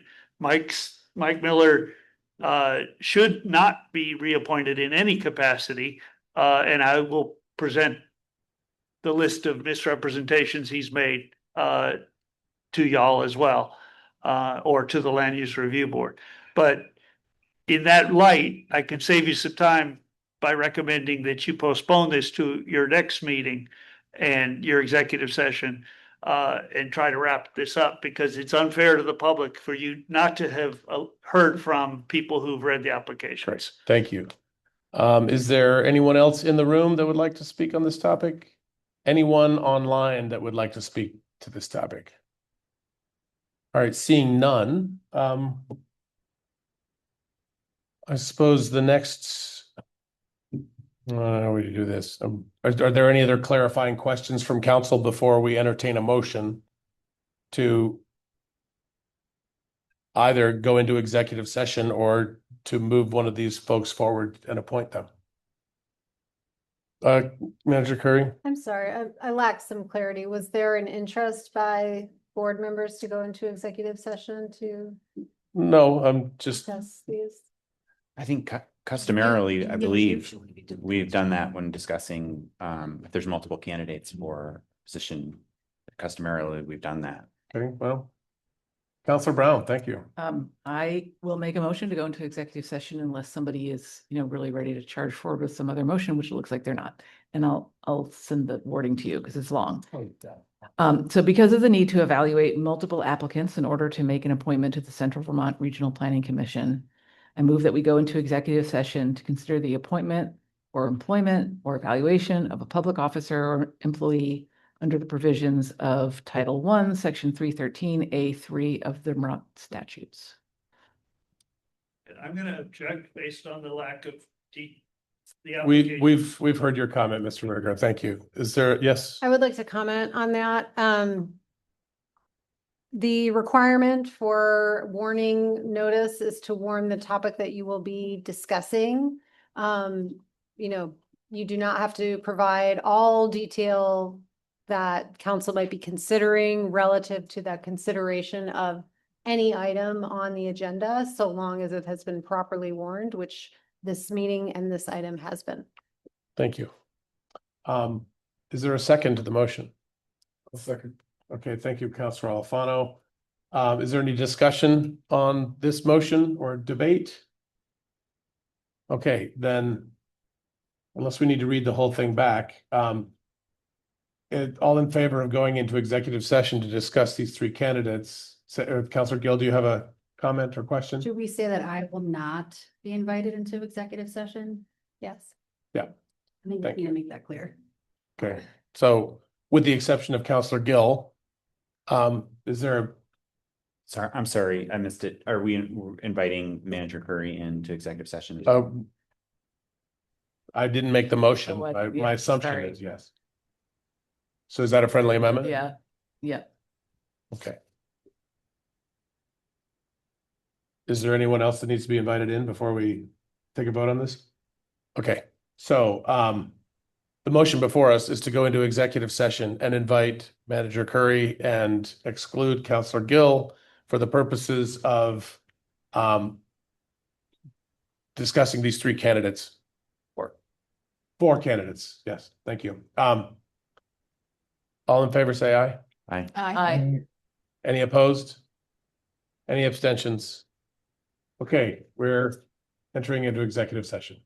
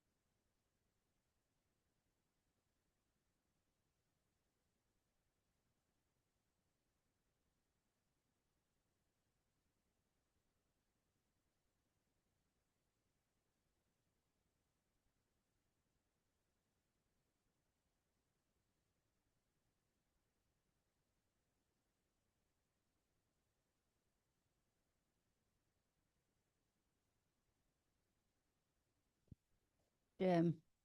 How do we tell him? Oh, what's my? Hey, Jim, you got to switch into the other meeting to get into the executive session. And I asked Kelly, I said, did somebody send him the link?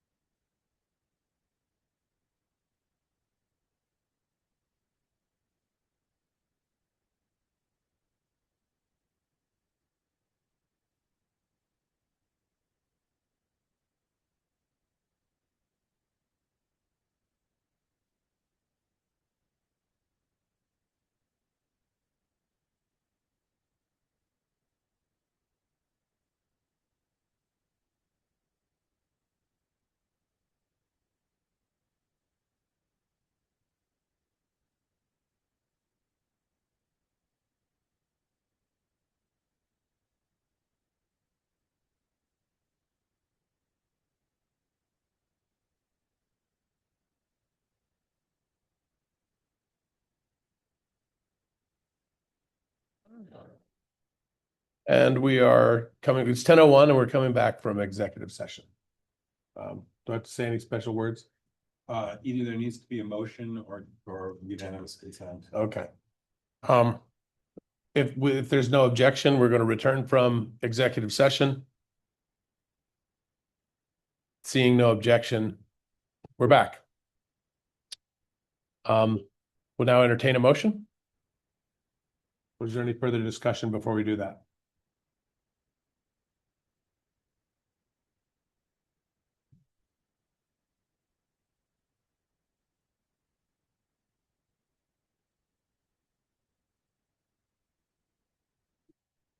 I'm just trying to get the cover sheet.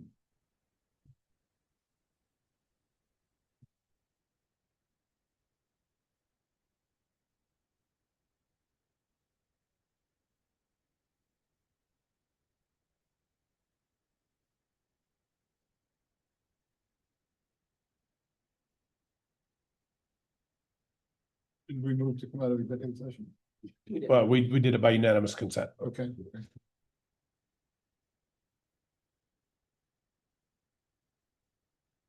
I'll make a motion. Go ahead, please. I will move to appoint Aaron Kasicki as the city's primary representative to the CVRPC for the one-year term beginning on July 1, 2026. And I will move to appoint Mike Miller as the city's alternate representative to the CVRPC for the one-year term beginning July 1st, 2026. Is there a second? Second. Thank you. Is there any discussion or debate on this topic? I just want to say that the committee has great respect for all four candidates. But we felt that given the gravity of the situation, of the changes that are coming with the Tier 1A and Act 181, that these two candidates have the deepest experience with the planning process and will do the best job representing the interests of the city. Thank you. Well, I guess we're taking public comment. Mr. Whitaker. No, we already took public comment on this. So I'm sorry. We already took public comment on this. We're not going to take any more. But thank you. Now you're in discussion on a different motion. We're on the same agenda item and we're under discussion. We're not taking public comment. We're not taking public comment at this time. Raising the comment that you were not informed because we did not get the applications. Thank you. We heard your comments before, during public comment, and we appreciate you. All right. The motion before us is to approve Aaron Kasicki as our primary representative to CVRPC, and Mike Miller as the alternate. All in favor, say aye. Aye. Aye. Any opposed? One recused. So that's an abstention. Anyway, it's 5-0. It passes. Thank you very much, everyone. All right. Having said that, I want to express tremendous gratitude to Stephanie Clark for waiting all of this time. And we're now going to go back to agenda item number 9, the White and Burke contract amendment. Ms. Curry, would you like to tee this up for us, please? So you all have contracted with White and Burke since October of last year to support your endeavors on selecting a developer for the Country Club Road housing project. And as you all know, over the many months that the process grew beyond the initial scope, which was to, the initial scope would have been to have had the subcommittee make a recommendation to City Council as a whole on a selected developer by about mid-April. Your conversations throughout the process included additional public process, additional vetting of developer application, requests for further information, refinement of the developer's pool, a second round of proposal requests and additional information vetting from them. And we are still in that process where the subcommittee is reviewing that information, where White and Burke is analyzing the financial information of the viability of the potential partners to help the subcommittee make a recommendation to council in July. Subsequent to that, there's a proposal for additional scope to assist with moving through the development agreement process, where they would help us think through questions with the developer related to sequencing of the project, phasing of the development, grant applications or TIF applications, CHIP applications, excuse me, those kinds of things, and refining an agreement that council would then be expected to enter into around October. So the initial grant or the initial contract was started in October 2025 for an amount of $50,000. It was amended in April for an additional $18,000 up to $68,000. And then the request now is to carry the contract for what would be a 12-month term. So from October of last year to October of this year, for an amount not to exceed $130,000, which is essentially a doubling of the term of the contract and a doubling of the amount for the scope of services. And so that is what is before you today. I do not expect any further contract amendments or any further scope revisions that would come forward through the completion of this work. You all are endeavoring on a huge housing project that could generate tens of millions of dollars of additional assessed value and delivery of 300 units of housing for the community. And so it continues to be my recommendation that the services of White and Burke are invaluable to this process and, will help advance this in the most professionalized way possible to set you up for success. So Stephanie is on. She's joining us from vacation. I'm so sorry. Oh, that makes it worse. And is here to answer any questions. I'm happy to answer any questions. Kelly, could I say one thing real quick? Yeah, I just wanted to comment. The only way that we would be like the scope as we understand it today in June 2026. If the scope changed again, if there's a different element that we're not expecting of some sort beyond just what's normal in a negotiation of a development agreement or a LOI, whatever we end up entering into, those have a lot of variability. We're prepared for that. But if there's some directed scope change from City Council, that would require a scope change from us as well. So just pointing that out. Any clarifying questions from council?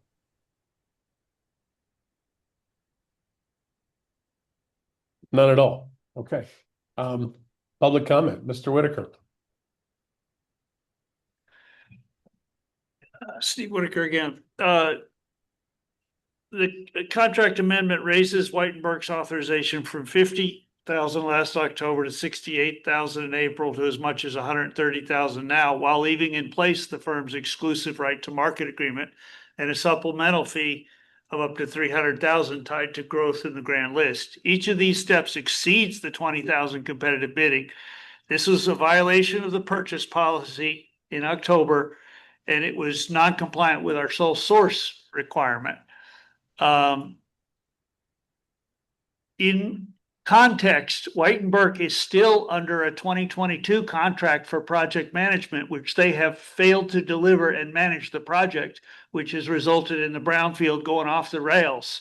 And the brownfield is the thing that is going to delay this project by years. The Miller correspondence with Stone Environmental says that the brownfield completion will not be completed until at least 2030.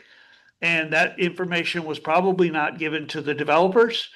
That was based on the brownfield delineation having started this past spring. The work plan is not yet written, and this council has yet to determine a cleanup standard for all or part. There's two different cleanup standards, one averaged mixed, which will require cap and regulation, the other being a method 3, which would allow for food production.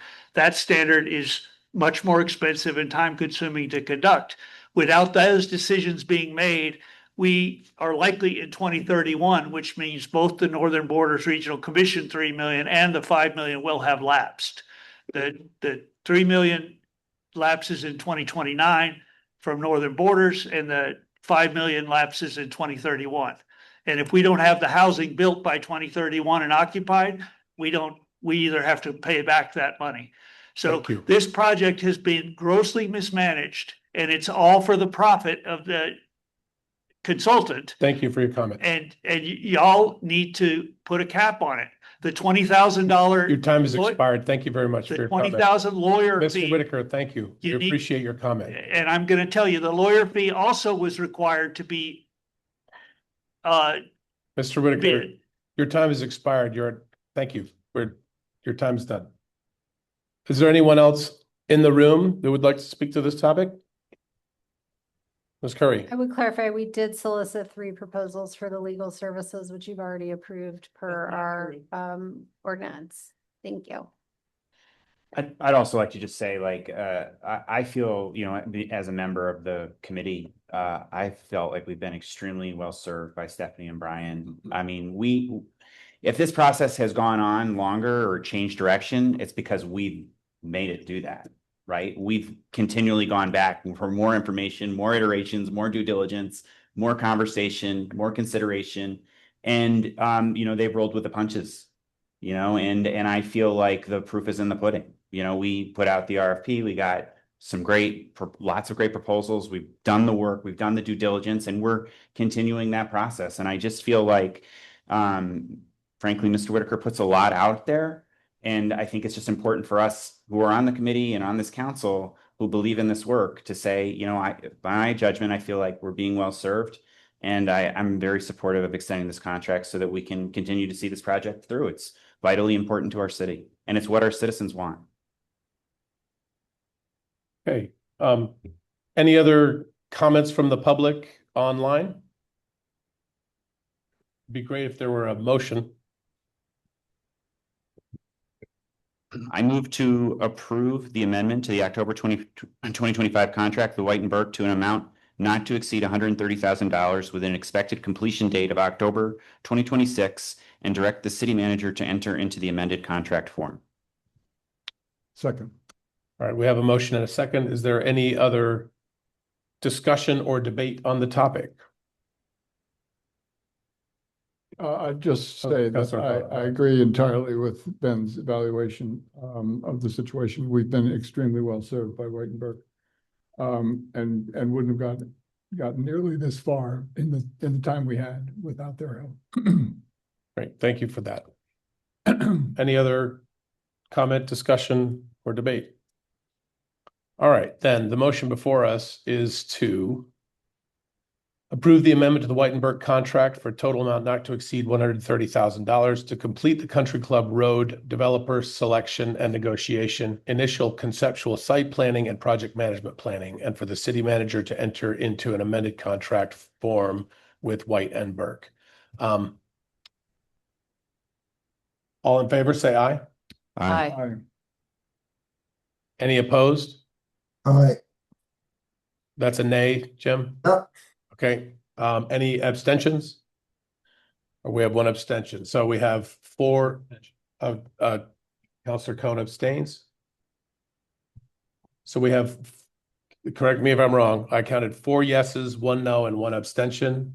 The motion carries. Just do a roll call. We do a roll call, thank you. All right, we'll do one by one. Counselor Sheridan, yes or no? No. Counselor Doyle? Yes. Counselor Cohn? Abstain. Sorry. Thank you. Counselor Alfano? Yes. Counselor Brown? Yes. Counselor Gill? Yes. All right, that's 4 yeses, 1 no, and 1 abstention. The motion carries. Once again, Ms. Clark, thank you so much for attending on vacation at all. Thank you for sticking it out this long, and thank you for the work that you're doing for our city. It's a pleasure. Talk to you soon. Thank you. All right. With that, I'd like to note that it is 10:15. We have one other potentially very lengthy item on the agenda. Well, I'm happy to do it at another more energetic time. I will say I made this presentation to city leadership team earlier today. And it did take about 45 minutes. And so I want to honor the fact that we also have 4 other things that will also be slated for public comment remaining on the agenda. And I look to you all to direct if you would like me to present this now. Again, I'd be happy to do it at a more energetic time when I don't have a babysitter waiting that I thought would be gone by now. Councilor Gill. Love to have your presentation to look over and then have it presented at next council meeting. I'd like to look at it. I'd like to absorb information and then hear you talk about it. I just think I'm not going to be able to pay attention for 45 minutes on like a really important topic at the end of our 4-hour meeting. So I really want to pay attention. I will just foreshadow, happy to share my slide deck. It is kind of bullets, so the narrative will be an important aspect of the presentation as well, but. That's my opinion. Is this something that we have to move and second and vote on, or can we? I would agree with Adrian. I feel like I think it's really important. I think the mood needs to be right and we need to give it the time it deserves. All right, so I think that Chair. if there's no objection, yes, Councilor Cohn. Just one addition, not objection. Can we start with this presentation next time? So can we have this the first agenda item, if it is possible? Time by me. Okay, just, yeah. Can I say we'll make every effort to make that the Yeah, case? yeah, Okay. fair thank you. enough. Thank you.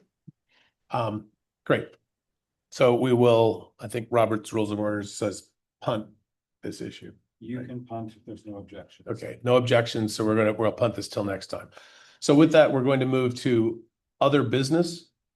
Now, I have an honest question here. What other business, when we were in I mean, is other business just general business and appearances on the back end? That is what it was used as during our pilot, but we're not doing that anymore, right? But it is an agenda item, so we still have to hold public comment. Right? Is there any other business? No, I don't have any other business. Okay, I mean, but we did agree that we would hold public comment on every agenda item. So is there anyone in the room that would like to speak on other business? Is there anyone on Zoom that would like to speak on other business?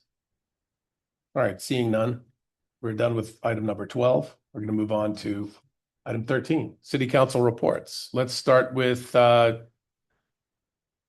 go to you, Councilor Sheridan. I only got one comment. We're probably better to watch than Survivor. I'm sorry, I didn't hear that. I said we're probably better viewing than Survivor. Oh, well, thanks. I think. All right, let's go to Councilor Gill. Nothing to report. Councilor Brown, No, I have no report tonight. Councilor Alfano, No report. Councilor Cohn. I just want to thank everyone coming to our meetings and sharing their inputs. But I just want to remind that we are all neighbors. And although we are elected officials, we are still all neighbors. So I really appreciate when people share their input with us. They should think that what to say and how to say. So I really like any of us in a challenging situation. I feel so stressed out. I think nobody deserves that. So I just want to make a comment about that. Thank you. Thank you, Councilor Cohn. Councilor Doyle. No report. No report. All right. Do we have to hold public comment on these items as well? Yeah. Is there anyone that would like to make public comment on the city council reports? All right, seeing none, the clerk's report, Mr. Odom. I would only mention that for the next meeting, we're going to have to do that thing we do sometimes where the BCA has a little mini meeting for 5 minutes ahead. BCA? The Board of Civil Authority, Oh, sorry. thank you. It's much like the Board of Abatement, and thank you all for coming the other night. That made the difference. So yeah, I mean, there's just a couple, like, I think 3 sort of perfunctory items that the BCA needs to approve going into the next election is all. It's something we do sometimes. And that's all. So is that an additional meeting that happens before 6:30, or does that just happen at the top of our meeting? It would be an additional meeting that happened at 6:25. Oh, okay. Basically. It's that quick. Yeah. Okay. As long as everybody can be here, because we would need a quorum. That would be the only thing that would slow us down. So we need 4. We need a total of 7 people, which is why we always like to do it in a council meeting, because you all are captive as it is. I will try to, I mean, other members of the board will, I'm sure, Zoom in as well to make up, hopefully to make up for any gaps if somebody isn't here. Okay. All right, so mark your calendars. Any public comment on the clerk's report? Right, city manager's report? I will be speedy. So the update. Please don't rush. Take the time that you need. Well, there's a lot to discuss, but so the updated grand list assessments have been posted online, and I'm looking at the city clerk. It's not the appeals process, the grievance process is open, and that grievance hearing will be held on July 6th. And, the assessor will be holding those hearings. So just of public interest to folks, I wanted to alert that to your attention. Obviously everything happening in the police department right now is of major attention for me. We have had 2 additional officer resignations, so we will be down for officers come mid-July. We additionally have 2 vacancies that they've been endeavoring to fill. One is forwarded to the academy to begin in August, and the second is, under consideration in background checks. That will have an effect on operations. And, I'm in frequent conversations with the leadership at the police department who are thinking through that. I will be appointing an interim chief very shortly. I have 2 internal candidates I'm considering for that. I additionally have an RFP for executive search services that has gone out, and that's a quick turnaround in order to request support for doing that search process for the next future chief of police. It takes a long time to onboard new police officers. I think we need to have a broader conversation about how kind of we manage the recruitment, retention, and long-term planning for the police department in order to take into account the fact that it takes about 15 months to recruit someone who's never served as an officer and get them trained in every way to where they can actually be operating on their own on patrol. So definitely more to discuss there. It's a challenging environment with the summer is higher activity, higher number of calls. Folks are not able to take their time off. We have quite large leave banks and comp time banks that the officers over there have built up. And so it's just a stressful environment. And, again, I think we need to be talking about it frequently. Let's see, we're still working through the fire union contract. The city has put forward what I think is a good defensible proposal. We're meeting with their contracting team, their negotiating team next week. They did trigger a fact-finding process, which is sort of the next elevation in the union contract law about negotiations, where we've agreed on a fact finder that the costs will be split by the city and the union for their essential research onto the proposals at hand and how they match to comps and things like that. It's possible that if we reach a negotiation, that process can be halted. We will need to know that by mid-August before it's kind of really locked in for that fact-finding process to then come back with a proposal for both sides to consider. Related to, I think I want to come back with all options for you all to consider relative to public comment. and how different options for you to consider for how to structure agendas in ways that are more productive than I think what we experienced tonight. The law gives you a lot of latitude as an elected body on how to facilitate public comment. It essentially says you have to offer an opportunity for it, and you need to set a rule and apply that even-handedly at your meetings. How that looks is going to be based on your preferences. And I think that staff can sort of help propose some ideas on the types of items that would benefit the public for public comment and you for public comment, while also moving the business of the council along productively. And so I'd like to do that, which is just to say, we had a lot of discussion tonight about when things were voted on and which specific elements and how many minutes. My proposal to you would be, we can repeal and replace anything that's been adopted in the past and create a new condition and new expectations that reflect your values and desires for public meetings and set those clearly for the public as well. But again, you have a lot of latitude on how to do that. And so we'll come back with some more things for you to think through in that way.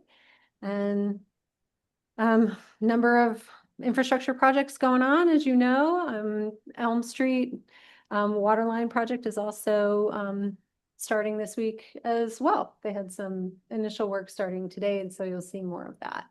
So I'll leave it at that for tonight. Thank you. Great, thank you. Is there any member of the public which wishes to comment on the mayor's report? City manager's report. Yeah, well, the mayor's report's next. I don't have a lot to report. As I'd said before, I've been regularly going to these lunches, and I do find them really meaningful. I would invite any or all of you to join me for lunch, join me and a whole bunch of other people for lunch. I appreciate what you said, Councillor Cohn, about all of us being neighbors and about the way that we deliver things. And at the same time, I agree with you. Messages are always better received when they're not accompanied with being slapped about the face. At the same time, people are frustrated, and we are unable to deliver the solutions that everybody wants. And so we're going to be the targets of that frustration, or places for that to vent. And for better or worse, we signed up to sit in these seats, and part of that is sometimes taking harsh words.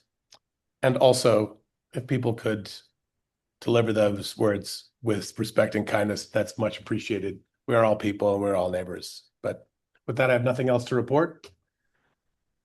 And with that, this meeting is adjourned.